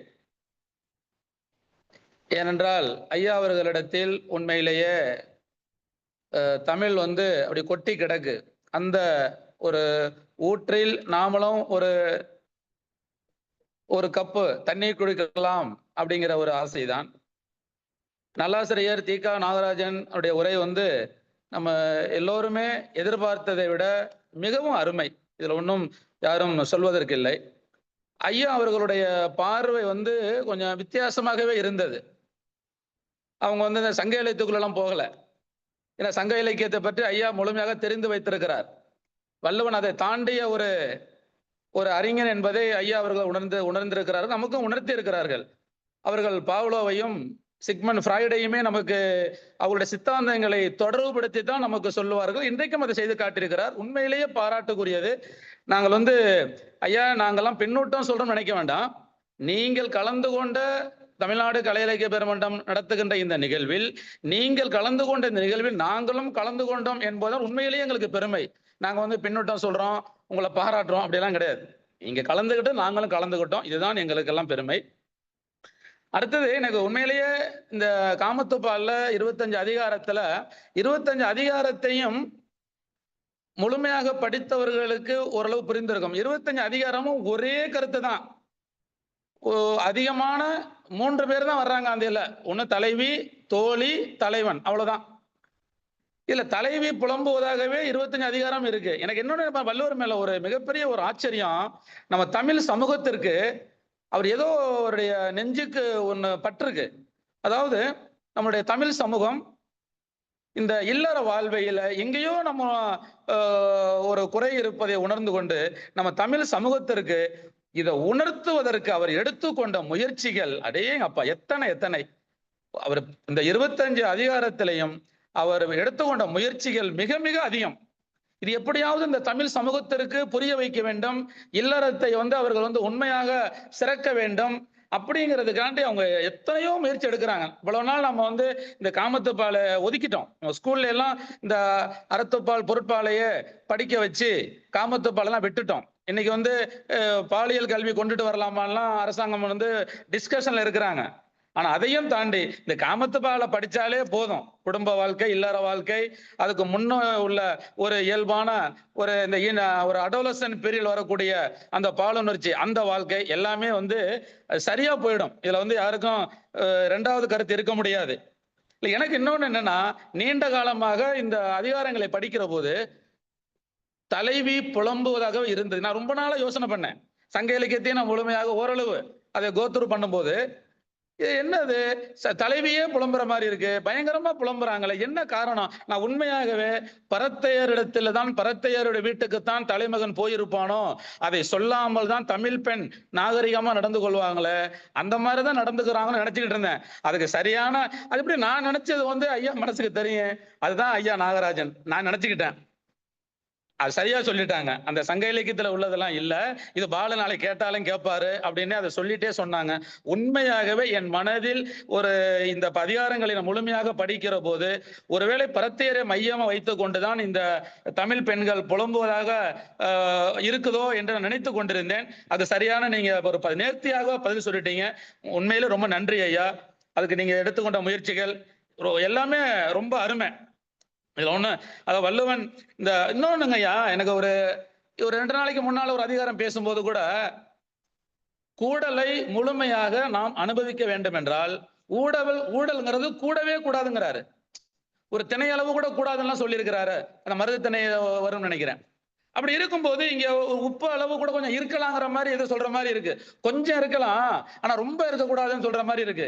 ஏற்கனவே என்ன சொன்னாரு அவரு, இருக்கவே கூடாது, அப்பதான் நீங்க வந்து அந்த காமத்துப்பாலை அந்த வந்து கூடல வந்து கணவன் மனைவி வந்து உண்மையா வாழ்க்கையை புரிந்து கொள்ள முடியும் அப்படின்னு சொன்னது மாதிரி இருந்தது. அந்த இடத்துல ஒரு நெருடல் இருக்கத்தான் செய்கிறது. அது முடிந்தால் பின்னால நீங்க அதை தொடர்பாக சொல்லுங்க, இல்லை என்றால் பின்னால் நாம் பேசிக்கொள்வோம். எனக்கு இன்னொன்னு ஐயா கிட்ட ரொம்ப பிடிச்சது, 8 மணிக்கு தொடங்குவோம், 9 ஆகும், 9:30 ஆகும், 9:45 ஆகும். கிட்டத்தட்ட ஒரு 2 மணி நேரம் வரைக்கும் ஐயா அவர்கள் வயதையும் பொருட்படுத்தாமல் எந்த விதமான இதையும் நமக்காக எல்லாருடைய இன்னொன்று ஐயா கிட்ட ரொம்ப பிடிச்ச விஷயம் நான் பாராட்டக்கூடியது நல்ல நினைவாற்றல். இந்த வயசுல ஒவ்வொருத்தரும் சொன்ன கருத்துக்கள் அப்படியே கோர்வையா கொண்டு வந்து அதை வந்து ஒரு நிறைவா முடிப்பீங்க பாருங்களேன். அது உண்மையில நாங்கெல்லாம் ஒரு சல்யூட், உங்களுக்கு ஒரு ரெட் சல்யூட் தான் சொல்லணும். அதை எல்லாத்தையும் கோர்வையா கொண்டுட்டு வருவீங்க, ரொம்ப நேரம் இருந்து நீங்க சொல்லுவீங்க. எப்படி பார்த்தாலும் உண்மையாகவே வந்து ஒரு நல்ல பாராட்டுகள். உங்களை வந்து வாழ்த்த வயதில்லை, நாங்கள் வணங்குகிறோம் ஐயா. நன்றி. நன்றி நன்றி. உங்களுக்கும் ஐயா அவர்களை, இன்றைய ஒரு உரைப்பொழிவாளர் அவர்களை பெருமைப்படுத்தி பேசிய உங்களுக்கு மன்றத்தின் சார்பில் நன்றியை தெரிவித்துக் கொள்கிறேன். அடுத்து வர்ற ஆளுமைகள் கொஞ்சம் சிரமம் பார்க்காமல் நேரம் மேலாண்மையை கடைபிடிக்குமாறு அன்புடன் கேட்டுக்கொள்கிறேன். அடுத்து முனைவர் மகாராஜன் ஐயா அவர்களை பின்னோட்டம் வழங்க வருமாறு அன்புடன் அழைக்கிறேன். வணக்கம். வணக்கம். எங்க ஐயா வந்து நல்லாசிரியர் ஐயா நாகராஜன் ஐயா உரை வந்து கேட்டுக்கிட்டே இருக்கணும் போல தோணுது. ஏற்கனவே ஐயா உரை வழங்கியிருக்காரு அப்படின்னு என்கிட்ட அலைபேசியில சொன்னாங்க. அந்த உரையை வந்து காணொலியிலும் பார்த்தேன். இப்போ வந்து ஐயா வந்து இதுல வந்து இன்னைக்கு வழங்குதேன் அப்படிங்கிற செய்தியை என்கிட்ட மதியம் பகிர்ந்து கொண்டோம். ரொம்ப சிறப்பா இருந்தது. அதே மாதிரி என்ன சொல்ல, இந்த மனவிலக்கு அப்படிங்கிறது வந்து இப்போ சமீப காலம் நவீன போக்குல தான் அது ரொம்ப அதிகமாயிட்டு வருது. அதை புலவி அப்படின்னாலே ஒரு பொய்யான கோபம் அப்படின்னு சொல்லுவாங்க. அதாவது நீ கமலஹாசன் அவருடைய திரைப்பட பாடல் நினைக்கிறேன், பொன்வானே கோபம் ஏனோ அப்படின்னு ஒரு வரி வரும். அதாவது ஒரு பொய்யான கோபம் தான். அந்த பொய்யான கோபம் முற்றி ஊடலாகி இப்ப கடைசியில வந்து துணியாகி அதுக்கப்புறம் தான் மனவிலக்கு அப்படிங்கிற சூழலுக்கு தள்ளப்படுது. பரிபாடலையும் பாத்தீங்கன்னா 20வது பாடல் இன்ன துணியும் புலைவியும் ஏற்பிக்கும் அப்படின்னு வருது. அதே மாதிரி பாத்தீங்கன்னா தொல்காப்பிய பொருள் அதிகாரத்துல 223ல வருது, மனைவி உயர்வும் கிழவோன் பணிவும் நினையும் காலை புலவியில் ஊறிய அப்படிங்கிற ஒரு செய்தி. மனைவியின் காலில் கணவன் விழுவதுதான் சிறந்தது அப்படிங்கிற. அதே மாதிரி வந்து நம்ம கம்பராமாயணத்துல பாத்தீங்கன்னா தசரதன் வந்து கைகையை வந்து என்ன செய்தானா மனவிலக்கு செய்தான். அப்போ பாருங்க, சொன்னேன் என்றேன் இவள் எந்தாரம் வல்லால் துறந்தேன் மண்ணை ஆவான் வரும் அப்பரதன் தன்னையின் மகன் என்று உன்னேன் முடிவா அவனும் ஆகான் உரிமைக்கு என்றார். கைகையை மட்டும் அங்க வந்து அந்த துணியை வந்து எல்லை மீறி போயில தசரதன் என்ன பண்ணதா கைகையை வந்து மனவிலக்கு செய்தா. அதோட மட்டும் இல்ல, பரதனும் என்னுடைய மகன் இல்லை அப்படிங்கிற கூடிய செய்தியை வந்து சொல்றா. அதே மாதிரி பாத்தீங்கன்னா ஒரு கட்டத்துல நம்ம தசரதனே என்ன செய்தானா கடைசியில இந்த துணியோடைய உச்சக்கட்டத்திலயும் கைகை வந்து தசரதன் கிட்ட வந்து 2 வரம் கேட்கா. அந்த வரத்தை தசரதனுக்கு கேட்டா அதுக்கு கொடுத்துருதா. அதே மாதிரி அந்த கடைசியில தசரதன் என்ன பண்ணுதானா கைகை கிட்ட போய் என்ன பண்ணுதானா ராமன் வந்து கையை கேட்க வரம் கேட்கா, பரதன் நாடாள வேண்டும் கேட்கல, பரதன் நாடாளட்டும், ராமன் வந்து என்னது காடு செல்ல வேண்டாம் அப்படின்னு தசரதனே நினைச்சுதானா அந்த கடைசியில வந்து மனைவிக்கு சாதகமாக கைகைக்கு சாதகமாக பேசக்கூடிய செய்தி இருக்கு. அதே மாதிரி இதே வரிகள் பாத்தீங்கன்னா ஊடலில் தோற்றவர் வென்றவர் அது மண்ணும் கூடலில் காணப்படும் அப்படிங்கிற முடிவுக்கு வந்து தசரதன் வந்து விடுகிறான் அப்படிங்கிற செய்தியை பார்க்க முடியுது. அதே மாதிரி திருக்குறள் தொல்காப்பியம் இதுல பாத்தீங்கன்னா மனவிலக்கு அப்படிங்கிற செய்தி வந்து இங்கேயும் குறிப்பிடப்படலை. ஆனா கால சூழல் வந்து இன்னைக்கு வந்து துணியவும் தாண்டி இன்னைக்கு ஒரு பெரிய ஒரு சமூகத்துல பெரிய மாற்றம் வந்திருக்கு அப்படிங்கிற செய்திய அறிய முடியுது. வாய்ப்பு வழங்கியமைக்கு நன்றி அம்மா. எங்க ஐயாவை வந்து வாழ்த்த வயதிலே வணங்குகிறேன் அம்மா. நன்றி நன்றி அம்மா. நன்றி நன்றி. உங்களுக்கும் தமிழ்நாடு கலை இலக்கிய பெருமன்றம் நன்றியை தெரிவித்துக் கொள்கிறது. உங்களுக்கு பின்னோட்டமும் இன்று அருமையாக இருந்தது. அடுத்து நிறைய பாடல்களை தொகுத்து வச்சுக்கிட்டு இணையத்தோடு போராடி கொண்டிருக்கும் எனது தோழி ரேவதி அவர்களை பின்னோட்டம் வழங்க வருமாறு அன்புடன் அழைக்கிறேன். தமிழ்நாடு கலை இலக்கிய பெருமன்ற உறுப்பினர்கள் அனைவருக்கும் என் வணக்கத்தை தெரிவித்துக் கொள்கிறேன். அதிகாரம் 131 புலவி முற்றுதல் செய்த பவித்ரன் என்ற வாழ்த்துகள். முனைவர் உரைப்பழிவு தந்த முனைவர் நாகராஜன் ஐயா அவர்களுக்கு திருக்குறளுக்கே திருக்குறளான்னு சொல்ற மாதிரி அவங்களுடைய பின்னூட்டத்துக்கே பின்னூட்டமா அப்படிங்கிற மாதிரி இருக்கு. அதனால நான் திருக்குறள்ல இருக்கிற கருத்துக்களை பூரா பெரிய பெரிய ஆளுமைகள் மிக தெளிவாக நமக்கு சொல்லிட்டாங்க. சில இந்த திரைப்பாடல்கள்ல சில இருக்கிறத பார்த்த அந்த உப்பு வர்ற வார்த்தை என்னையாதான் இருக்கா அப்படின்னு தேடின பிறகு 1 2 கிடைச்சிச்சு. உப்ப கலந்தா கஞ்சி இனிக்கும், உன்ன கலந்தா நெஞ்சு இனிக்கும், அட பரிசம்தான் போட்டாச்சு பாக்கு மாத்தியாச்சு, அடடட தாமரை கொடியே இதுவும் தோல் மணக்கலையே, சின்ன பொண்ணு உன்னை கண்டு நீ என்ன அணைக்கலையே அப்படிங்கிற மாதிரி அந்த ஏக்கத்தை தரக்கூடிய மாதிரி ஒரு பாடல் கிடைச்சது. அடுத்து உப்புக்கல்லு தண்ணீருக்கு ஏக்கப்பட்டது, என் கண்ணீர் ரெண்டும் கண்ணீருக்கு வாக்கப்பட்டது அப்படின்ற மாதிரி ஒரு பாடல் ஒண்ணு இருக்கு. இதுல இந்த திருக்குறள்ல இருக்கக்கூடிய எல்லா கருத்துக்களையும் சொல்லக்கூடிய மாதிரி ஒரு பாட்டு, காதல் இல்லாதது ஒரு வாழ்க்கையாகுமா, கண்கள் இல்லாமலே ஒரு காட்சி தோன்றுமா, அந்த பாட்டு. காமம் வேறு கண்ணே காதல் வேறு பெண்ணே, தேகம் தேடும் காமம் தெய்வம் தேடும் காதல், காதல் என்ற சொல்லில் காமம் கொஞ்சம் உண்டு, இடையில் சின்ன கோடு, அட அதுதான் ரொம்ப பாடு, கோடு போடு அதை தாண்ட மாட்டேன், தாண்ட சொல்லி உன்னை தூண்ட மாட்டேன், உன்னோடு கட்டில் சம்மதம் வாங்கும் வரையில் காமன் பண்டிகை கொண்டாட மாட்டேன், காதல் இல்லாதது ஒரு வாழ்க்கையாகுமா. இந்த பாட்டுல எல்லாம் சிறந்த கெட்டிக்காரி கிடையாது. அரசு என்ன கப்பல் பண்ணி நீ இன்னைக்கு பாடணும்னு சொல்லிட்டா, நான் உரையா சொல்றேன்டின்னு கேட்க மாட்டேன்ட்டா. அவளுக்காக பாடினேன். தயவு செய்து எல்லாரும் என்னைய மன்னிச்சிருங்க. எனக்கு வாய்ப்பு கொடுத்த எல்லாருக்கும் நன்றி, வணக்கம். நன்றி ரேவதி, அருமையா பாடுற. இருந்தாலும் எனது வேண்டுகோளை ஏற்று பொருத்தமான ஒரு பாடலை பாடியது அருமை. தமிழ்நாடு கலை இலக்கிய மன்றம் எப்படியெல்லாம் நம்மை மாற்றுகிறது, எப்படியெல்லாம் நம்மை புடம் போடுகிறது, எப்படியெல்லாம் திறமையை வளர்த்துக்கொள்ள ஒரு வாய்ப்பை வழங்குகிறது என்பது ரேவதியிலிருந்து நாம் தெரிந்து கொள்கிறோம். அடுத்து கலை இலக்கிய பெருமன்றம் என்று சொல்லவும்.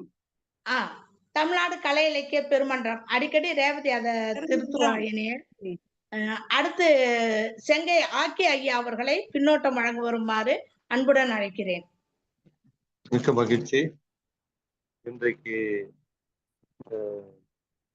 ஆளும் ஒரு அதிகாரத்தில் இந்த வாய்ப்பை நல்கிய நம்முடைய பொதுச் செயலாளர் மருத்துவர் அறமையா அவர்களுக்கு எப்பொழுதும் வழக்கம்போது நன்றியை தெரிவித்துக் கொண்டு, முத்தோதல் வழங்கிய மாணவர் பவித்திரன் அவர்களுக்கும், நல்லாசிரியருக்கு நம்ம நாமளே நம்மை நாமே பாராட்டிக்கிற மாதிரி தான் தோணுது. அவர் ஏதாவது பாராட்டினா நம்மளும் நாமே பாராட்ட கேட்கலாம். கேக்குது ஐயா? இப்ப கேக்குது. நமக்கு நாமே பாராட்டிக்கிற மாதிரி இருக்குது அவரை பாராட்டினாவே. ஏன்னா அவரை நம்மள பாராட்டி இந்த காலத்தை கழிச்சு இன்னைக்கு அவரை பாராட்டும் போது நமக்கு ஒரு இதுவா இருக்கு. ஒரு அற்புதமான முறை.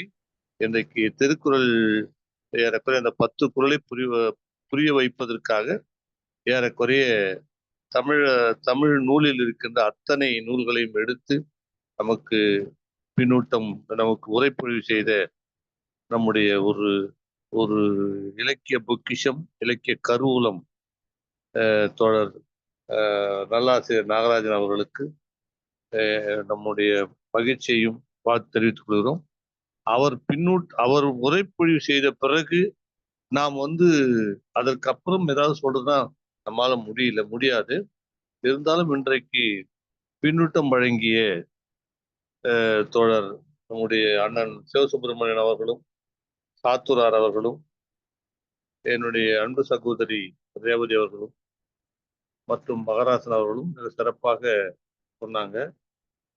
நான் ஒரே ஒரு விஷயத்தை மட்டும் சொல்றேன். இந்த புலவி என்பது வேறு ஒன்றும் இல்லை. இந்த புலவி இல்லை என்றால், புலவி என்பது ஒரு பொய்க்கோபம். இந்த புலவி இல்லை என்றால் இல்லறம் என்பதும் இல்லை. அது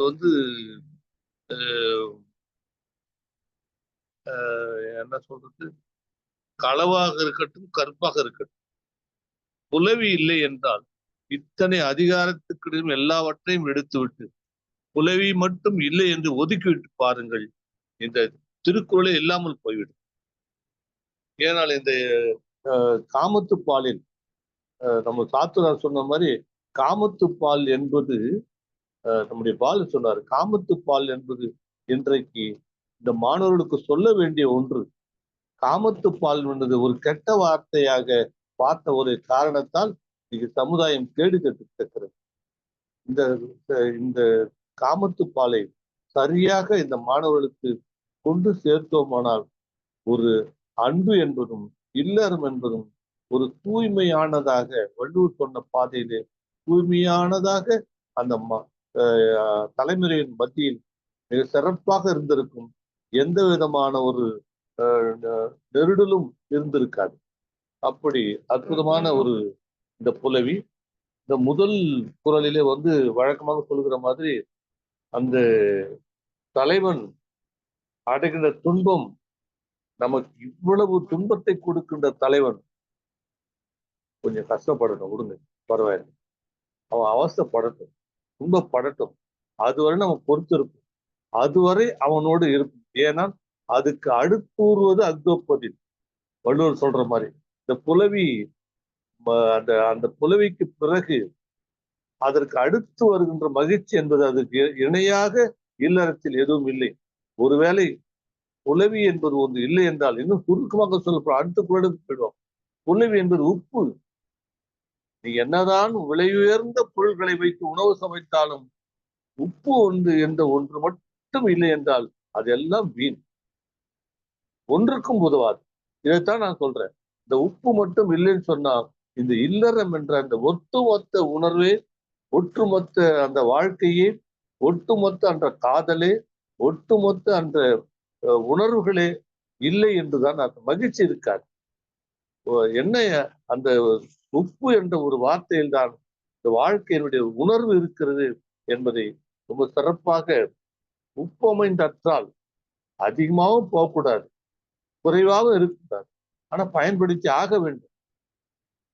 அப்போ ஒரு ஒரு ஒரு உணவுப் பொருள் எடுத்துக்கொண்டால், குறிப்பாக ஒரு சாம்பார் எடுத்துக்கொண்டால், சாம்பார் பருப்பு முக்கியம், மற்ற வெங்காயம் முக்கியம், பொருள்கள் முக்கியம், எல்லாம் முக்கியம், எல்லாம் விளைவது இருக்கட்டும், பரவாயில்லை. ஆனால் எல்லாவற்றையும் சேர்த்து விட்டு ஒரு வகையில் உப்பு இல்லை என்றால் அந்த பொருள் என்னவாகும்? அதுதான் புலவி. இந்த புலவி என்பது அந்த 3 எழுத்தில் இருக்கின்ற இந்த உப்பு புலவி என்பது சிறப்பாக வள்ளுவர் சொல்றாரு. தலைவனுக்கு அழகு, அந்த கடைசி குறள் சொல்றாரு, இந்த 5வது குறள், தலைவனுக்கு அழகு இது தெரியுமா? தலைவனுடைய புலவி. தலைவனுக்கு அழகு, அவன் எவ்வளவுதான் ஒரு சிறந்தவனாக இருந்தாலும், அவனுடைய ஆண்மையில் சிறந்தவனாக இருந்தாலும் அவனுக்கு அழகை கூட்டுவது என்பது, தலைவனுடைய அழகை கூட்டுவது தலைவியினுடைய புலவி.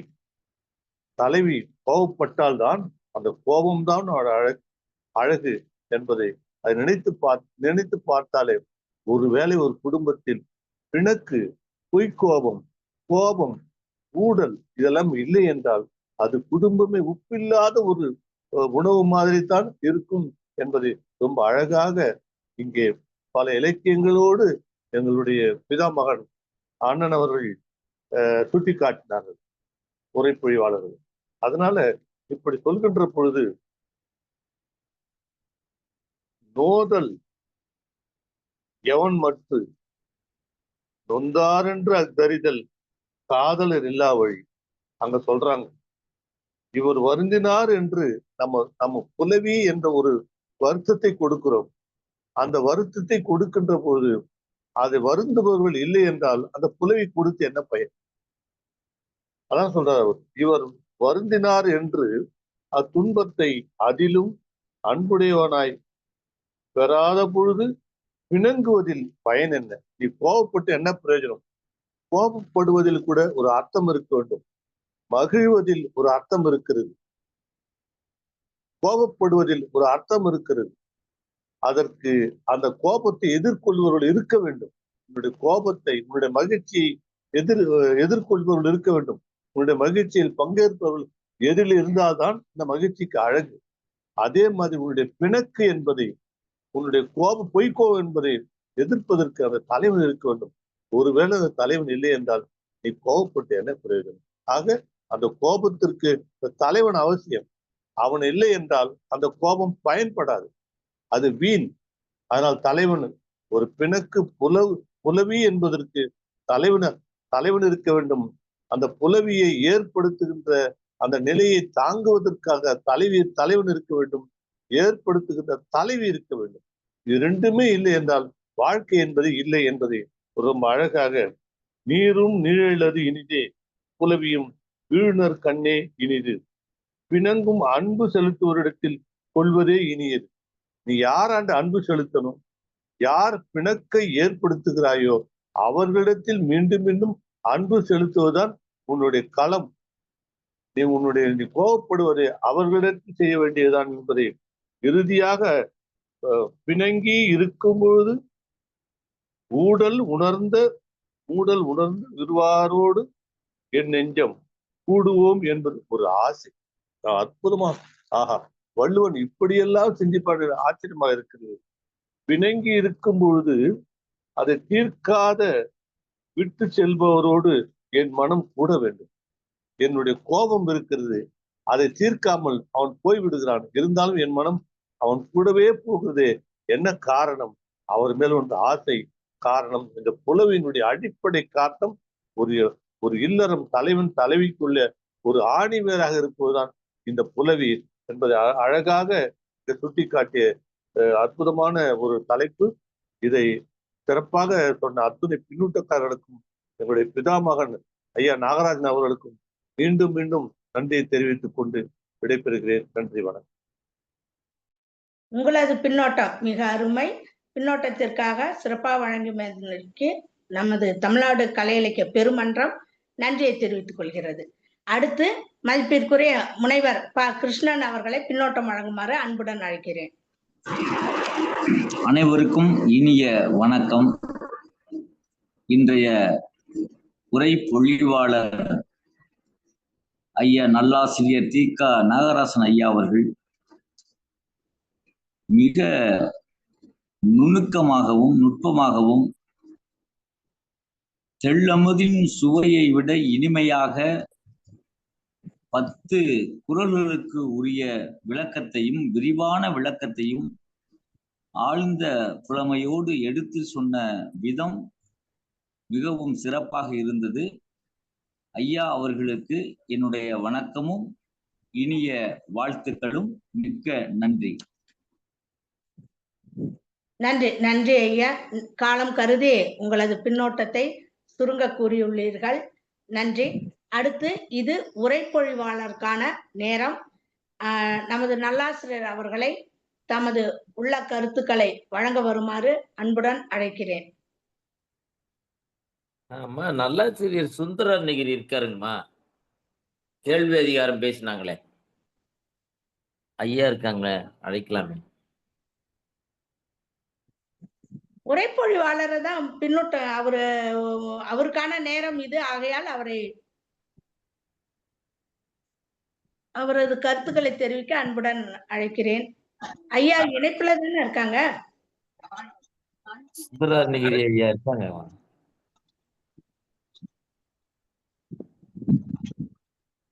அனைவருக்கும் வணக்கம். நான் வீடியோ ஆன் பண்ணுங்க. கேட்குதுங்களா? வீடியோ ஆன் பண்ணுங்க.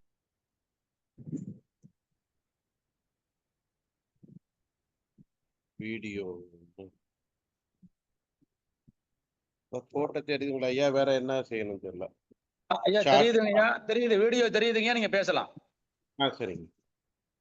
அனைவருக்கும் மாலை வணக்கம். இரவா இருந்தாலும் மாலை வணக்கம், அதான் சொல்லி ஆகணும்.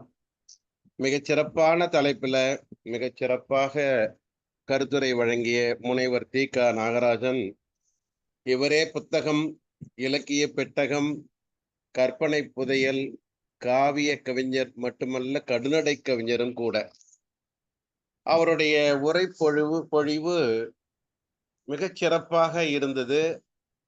அந்த சிலப்பதிகாரம் இது சிறப்பதிகாரம் என்ற ஒரு அந்த பகுத்து சொன்னாரு பாருங்க ஒரு இடம். அதுபோல நோய் என்ற வார்த்தையோடு முதல் குறட்பாவும் 3வது குறட்பாவும் வந்து சார்புடையதாக இருக்கிறது என்ற ஒரு கம்பேரிட்டிவ் ஸ்டேட்மெண்ட். அதுக்கப்புறம் வந்து சொன்னாரு பாருங்க, வந்து கிளைண்ட் ஆஃப் குவாரல் அப்படின்னு சொன்னாரு ஆங்கிலத்துல. பன்மொழி திறன் கொண்ட ஒரு நல்ல புலவர் மகாகவி பாரதியை போல நாங்கள் எல்லாம் வாழும் பாரதி என்றே அவரை வந்து வர்ணிப்போம்.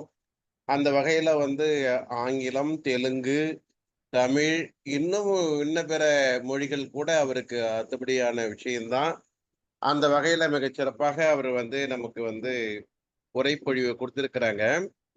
Life is milk and love is sugar என்று சொல்லுவார்கள். அது மாதிரி வந்து ஆங்கிலமும் தமிழும் கலந்து நல்ல கருத்துக்களை வந்து அவர் நமக்கு கொடுத்திருக்கிறாங்க. அது போல கனி போன்றது என்ற ஒரு இடத்துல வந்து அந்த கனி இருப்ப காய் கவர்ந்தற்று என்ற திருக்குறளை வந்து கையாண்டு இருக்கிறாங்க. அதுவும் வந்து சிறப்பாக இருந்தது. மாசில் வீணேயம் என்ற பாடலில் நீழலே என்பதற்கான அவருடைய கருத்துக்கள் எல்லாம் வந்து மிகவும் விரும்பத்தக்கதாகவும் எல்லோருக்கும் ஒரு புதிய செய்திகளாகவும் இருந்ததை நான் பார்க்க முடிந்தது. அதாவது இந்த புலவி என்னுடைய குருநாதர் வந்து கவிஞர், சிந்தனை கவிஞர் சீதா பாட்டு பயணம் என்ற ஒரு நூல்ல எழுதுகிறாரு. மெல்லவா என்று சொல்லுகிறாள் தலைவன்.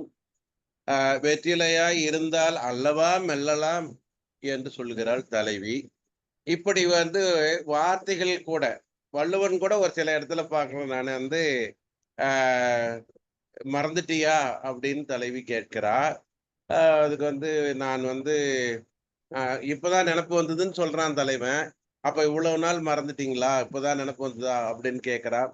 இப்படி ஒரு ஊடல் ஒரு விளையாட்டு சண்டையாக வந்து தலைவன் தலைவிக்கிறையே இருக்கிறது. ஐயா அவர்கள் கூட தலைவன் தலைவியிட சண்டை போடுதல் பற்றி சொன்னாரு. எந்த தலைவர் எந்த தலைவி கிட்ட சண்டை போட்டாங்கன்னு தெரியல. அதை கொஞ்சம் வெளிச்சமா சொல்லல அவர் வந்து. அது போல வந்து அந்த குறளினுடைய எண் சொல்லி அந்த ஒவ்வொரு குறளுக்கான வந்து விளக்கங்களும் வந்து அங்கே பகிரப்பட்டது. எல்லாருடைய உள்ளங்களையும் கொள்ளையிட்ட மாதிரி வந்து சொன்னாங்க. இந்த தலைப்பை வந்து லாவகமா கையாளணும். எடுப்புல போட்டு உடைக்கிற மாதிரி வந்து பேச்சாளர்கள் சில பேர் பேசிடுவாங்க. அப்படி இல்லாம கவியரசு கண்ணதாசன் கூட சொல்லுவான் பாருங்க, யானை படை கொண்டு சேனை தனை வென்று ஆள பிறந்தாயடா, அத்தை மகளை மனம் கொண்டு இளமை வழிகண்டு வாழ பிறந்தாயடா என்று சொல்லுவாங்க. அத்தை மகளை மனம் கொண்டு இளமை வழிகண்டு வாழ பிறந்தாய. எவ்வளவு லாபகமா சொல்றாங்க பாருங்க. இப்போ நாங்க ஒரு ஆசிரியர் பயிற்சி முடிச்சுட்டு வேலைக்காக ஒரு நேர்காணல் போனோம். அப்ப வந்து கிஸ் அப்படின்னு ஒரு வார்த்தையை சொல்லி இது எப்படி நீ வந்து கற்பிப்பாய் என்று கேட்டார்கள். இன்டர்வியூ நடத்துறவங்க வந்து கேட்கறாங்க. The mother kisses her child அப்படின்னு நாங்க வந்து சொன்னோம். அப்பொழுதே சபாஷ்ன்னு ஒரு விடையை அவங்க கிட்ட இருந்து பெற்றோம். அப்போதே வேலை கிடைத்த மகிழ்ச்சி எங்களுக்கு கிடைச்சது.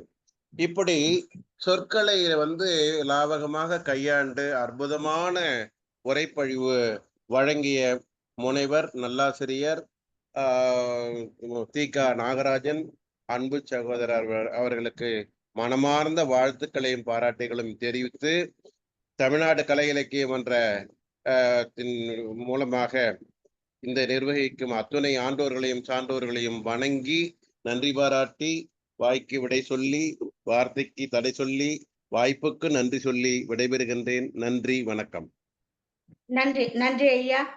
இன்றைய உரைப்பொழிவாளரின் உரையில் சிறப்பம்சமாக இருந்தவற்றை எடுத்து கூறி அவரது உரைப்பொழிவுக்கு சிறப்பு சேர்த்த உங்களுக்கு மன்றத்தின் சார்பில் நன்றியை தெரிவித்துக் கொள்கிறேன். அடுத்து நமது நல்லாசிரியர் அவர்களை உரை வழங்குமாறு அன்புடன் அழைக்கிறேன். எங்களூரும் எங்களூரு என்பது போல பெங்களூரில் இருந்து கொண்டு என்னுடைய வளர்ச்சிக்கெல்லாம் பின்னூட்டம் மனதார வழங்கி கொண்டிருக்கிற ராமச்சந்திரன் ஐயா உள்ளிட்ட அவையினரை நன்றியோடு மீள வணங்குகின்றேன். அறமையா இன்றைக்கு மறுபடியும் வாழ்த்த இருக்கிறார்கள். மேலும் கருமுருகன் ஐயா என்னை அவையிலே ஏற்றினார்கள். என்றைக்கும் மணமேடையில் ஏற்றிக்கொண்டிருக்கிற மாமன்றமே மகிழ்வோடு நன்றி சொல்லி மனதார வணங்குகின்றேன்.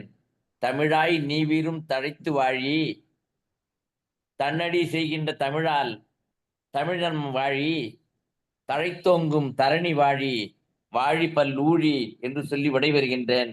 வாய்ப்புக்கு நன்றி, வணக்கம். நன்றி நன்றி ஐயா. காலம் கருதி தாங்களும் தங்களது உரையை சுருக்கி கொண்டீர்கள். இன்று உங்களை பாராட்டும் விதமாக சிறப்புரையாக நமது ஒருங்கிணைப்பாளர்கள் பேசுவார்கள் என்று எதிர்பார்த்தேன். இணைப்பில் இல்லை. அடுத்து நமது நிறைவுரையாக இன்றைய நிகழ்ச்சியின் உச்சகட்டமாக பெருமை சேர்க்கும் நமது பொதுச் செயலாளர் அவர்களை வணங்கி உரை நிகழ்த்துமாறு அன்புடன் அழைக்கிறேன். தோழர் அனைவருக்கும் வணக்கம். இன்னைக்கு வந்து ரொம்ப அருமையான நாள். நம்ம நாகராஜன் ஐயாவே உரைப்பொழிவு செய்கிறது. பல்வேறு தகவல்கள் எல்லா இலக்கியங்களுக்குள்ளேயும் உள்ளே போயிட்டு வந்து இலக்கியம் மட்டும் இல்ல, நவீனங்களையும் வருவார். அவர் வந்து அந்த பேவ்லோவ்ஸ்னுடைய டெஸ்ட், நாங்களாம் அது மெடிக்கல் காலேஜ்ல ஃபர்ஸ்ட் இயர்ல பிசியாலஜில தான் படித்தோம். பேவ்லோவ் என்ன பண்ணார், அந்த நாய் பெல் அடிக்கிறது, அதெல்லாம் அதையெல்லாம் கொண்டு வந்து ஒரு மிகச் செறிவான ஒரு உரையை வழங்கியிருக்கார். பவித்ரன் அவர்களுக்கும் நன்றி. அதுக்கப்புறம் நம்ம இன்னைக்கு உரைப்பொழிவாளர் ஐயா பத்தி ஒண்ணுமே சொல்ல வேண்டியதில்லை. ஆங்கிலத்திலும் அதாவது ஒரு இதுதான் ஜீவா சொல்வார், ஆலங்கால் படம் அந்த நம்மளுடைய பழமையான இலக்கியங்களில். ஆனால் புதுமையான இன்னைக்கு பூத்து குலுங்கக்கூடிய இன்னைக்கு புதுமை மலர்களையும் தெரிஞ்சிருக்கணும். அப்படிப்பட்ட ஒரு ஆளாகத்தான் இன்றைய நமது தி.க. நாகராஜன் ஐயா அவர்கள் வந்து இன்றைய உரை இருந்தது. அவர் வழக்கமாகவே அதை நம்ம தினமும் ரசித்து வருகின்றோம். அவர் மூலமாக பயன்பெற்று வருகின்றோம் என்றே சொல்ல வேண்டும். இந்த அதிகாரம் இன்னைக்கு புலவி அது இப்ப பொதுவாகவே நீங்க பாத்தீங்கன்னா ஒரு பாலியல் வறட்சி மிகுந்த சமூகம்னு இந்த சமூகத்தை சொல்லுவாங்க. என்னன்னா நீங்க டெய்லி பேப்பர் எடுத்து பாத்தீங்கன்னா பல்வேறு குற்றங்களுக்கு பின்னால் ஒரு பாலியல் உறவு, ஏதோ ஒரு உறவு, தகாத உறவு ஏதோ ஒன்று இருந்திருக்கும். அது போக்சோவாக இருந்தாலும் சரி, இன்றைய ஒரு மர்டர் நடக்குனாலும் அப்படிப்பட்ட இது இருக்கு. அதே நேரத்துல நீங்க கல்யாணம் முடிஞ்சவங்ககிட்ட நம்ம டாக்டர்ன்ற முறையில நான் வந்து ஹவ் இஸ் யுவர் செக்ஷுவல் ஹிஸ்டரின்னு கேட்கணும். ஆனா அப்படியெல்லாம் யாரும் கேட்கறது இல்லை. வெளிநாடுகளில் அப்படி இருக்கிறது. ஆனால் நான் எங்களுடைய பாடத்திட்டத்திலையும் அவனுடைய ஒரு ஆளை முழுமையாக பரிசோதிக்கும் போது அவர் அடல்ட்டாக இருந்தால் அவர்கிட்ட கேட்கணும், ஹவ் இஸ் யுவர் செக்ஷுவல் ஹிஸ்டரின்னு. அப்படி யாரும் கேட்கறது இல்லை. அதனால நிலைமை என்னவா இருக்குன்னா, சில பெண் டாக்டர்கள் சொல்றாங்க, குழந்தை பெற்றதுக்கு அப்புறம் நாங்க 2 பேரும் உறவுலே இருந்தது இல்லைன்னு சொல்லக்கூடிய பெண்கள்லாம் இருக்காங்க. ஆனா 2 பேரும் கணவன் மனைவியா தான் வாழ்ந்துகிட்டு இருக்காங்க. இது என்ன ஒரு முரண்? நீங்க வந்து பாலியல் ரீதியான குற்றங்கள் அதிகமாயிருச்சுட்டே போகுதுன்னு ஒரு பக்கம் பாக்குறோம். இன்னொரு பக்கம் கல்யாணம் முடிஞ்சவங்க வந்து உறவுலே இல்லைன்னு சொல்றது. அப்ப இதெல்லாம் என்ன காரணம் என்றால் பாலியலை இவர்கள் சரியாக உணராதுதான்.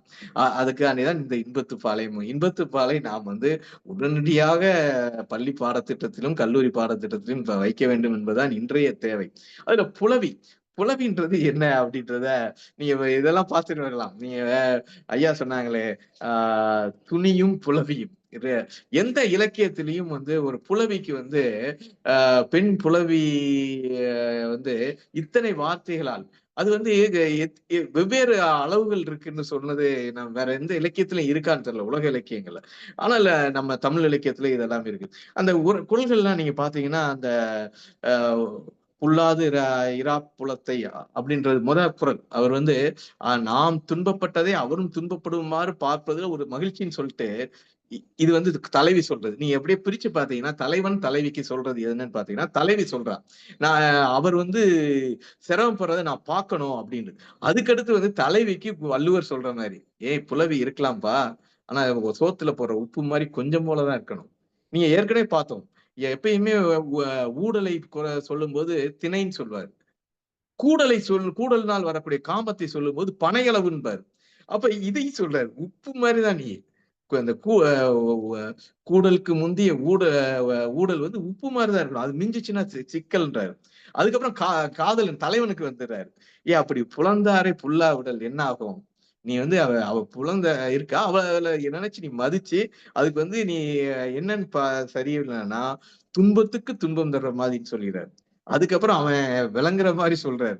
அந்த வள்ளிய முதல் அறிந்தற்றுன்னு சொல்லிடுறாரு. அந்த கொடியை அறுத்துடலாம். கொடியைன்னு மட்டும் சொல்லி இருந்திருக்கலாம். அவர் வாடிய கொடியைன்னு சொல்றாரு. அந்த புலவின்றது ஒரு சின்ன வாட்டம் போன்றது. அதையும் நீ வந்து வாட்டத்துக்கு தண்ணி ஊத்துனா சரியாயிடும். ஆனா நீ வந்து அந்த கொடியவே அறுத்தெறிஞ்சிட்டியடா அப்படின்னு காதலனுக்கு சொல்வதா இருக்குது. சரி, இதோட நிக்கல வள்ளுவர். உனக்கு வந்து நல்ல பண்புகள் இருக்கலாம், நீ வந்து நல்ல அழகனாக இருக்கலாம், ஆனால் உனக்கு அழகு எது அப்படின்றால் நீ வந்து பூவண்ண கண்ணார் அகத்து. புலத்தகை பூவண்ண கண்ணார் அகத்து. நல்ல வளையல்களை பூக்களை அணிந்திருக்கக்கூடிய பெண்களினுடைய உள்ளத்தில் புலவி இருந்தால்தான் உனக்கு அழகுன்றார். அவங்களுக்கு உள்ளத்துல புலவி, ஆனால் இது இவனுக்கு அழகு என்று சொல்றார். அப்படியும் விடல, 2 பேருக்கும் பொதுவா சொல்றாரு. துணியும் புலவியும் இல்லாயின் காமம் வந்து எப்படி இருக்கும்? முதிர்ந்த கனி அழுகின பழம் போலையோ இல்ல வந்து முதிராத காய் போலையோ பிஞ்சு போலையோ இருக்குன்னு சொல்றாரு. அதுக்கப்புறம் காதலிக்கு வர்றாரு. காதலிக்கு வர்றது என்னன்னா, 2 பேருக்குமே அவற்றோட ஊழல் வந்து எதுக்கு பண்றோம்? கூடலுக்காண்டி, இன்பத்துக்காண்டி. ஆனால் அதிலும் ஒரு துன்பம் இருக்கு, நீ கவனமா இருப்பா அப்படின்னு சொல்றாரு. அதுக்கப்புறம் நோதல் எவன்மற்று, அது மிகச்சிறந்த இதா இருக்கு. நீ வந்து நீ நொந்திருக்க, அதை அவனுக்கு அறியக்கூடிய உணர்ச்சி கூட அவன்கிட்ட இல்லைன்னா நீ ஏன்பா இப்படி எல்லாம் நொந்து போற அப்படின்னு கேட்கிறாரு. இது ரொம்ப அருமையானது. அதுக்கு அடுத்து 2 குறளும் மிக அருமை. நீர்ல வந்து நிழல்ல இருக்கிற நீர் தான் இனிமையானது, அது போல விழுநீர் கண்ணே இனிது. நம்ம மேல அன்பு இல்லாத மேல நீ ஊடல் கொண்டு என்ன செய்ய போறன்றது. அதுக்கப்புறம் பெண் தன்னுடைய இதை சொல்றான். நான் வந்து நான் ஊடல் கொள்றேன், அத அவன் வந்து உணங்க அப்படியே விட்டுறான், அவன் கூடயே என் மனசு போய் திருப்பியும் தழுவணும்னு நினைக்குதே அப்படின்னு சொல்றது. இந்த உணர்வுகளில் பெண்தான் மிகுந்த பலனை அனுபவிக்கிறாள் என்பதும் மிகச் சிறப்பானவள் என்பதையும் வள்ளுவர் பல குறள்களில் சொல்லி வருகிறார். அவ்வாறு அதை முடிக்கிறார். இந்த குறள் வந்து ரொம்ப அருமையானது. நம்ம ஏற்கனவே சொன்ன மாதிரி இன்பத்துப்பாலை வயது வந்தோர் அனைவரும் படிக்க வேண்டும். நீங்கள் வந்து இல்வாழ்க்கைனா என்னன்றதுக்கு, இல்ல பாலியல் உறவுகள் நம்ம எவ்வாறு எல்லாம் நீங்கள் அமைத்துக் கொள்ள வேண்டும் என்றதுக்கெல்லாம் ஒரு வழிகாட்டியாக, ஒரு டிக்ஷனரின்னு கூட சொல்லலாம். அப்படிப்பட்ட இதையும் நமக்கு மிக அருமையான கொடையை வள்ளுவர் வழங்கியுள்ளார். அந்த கொடையை நாமும் நம்முடைய தலைமுறைக்கும் நமக்கு பின்னால் வரக்கூடிய தலைமுறைக்கும் எடுத்து செல்வோம். அனைவருக்கும் நன்றி. நன்றி நன்றி ஐயா. வழக்கம் போல் உங்களது உரை நமது நிகழ்ச்சிக்கு முத்தாய்ப்பாய் அமைந்துள்ளது. நல்ல கருத்துக்களையும் சிறப்பான அந்த வரிகளையும் எடுத்து கூறி எங்களுக்கும் அதை புரிய வைத்துள்ளமைக்கு உங்களுக்கும் எங்களது நன்றியை தெரிவித்துக் கொண்டு இத்துடன் இன்றைய நிகழ்ச்சிகள் நிறைவு பெறுகிறது. மீண்டும் நாளை இரவு 8 மணிக்கு தமிழ்நாடு கலை இலக்கிய பெருமன்றத்தின் மூலம் நாம் அனைவரும் ஒன்று கூடுவோம், கருத்துக்களை பரிமாறிக்கொள்ளுவோம், மகிழ்வோம் என்று கூறி விடைபெறுகிறேன். நன்றி, வணக்கம்.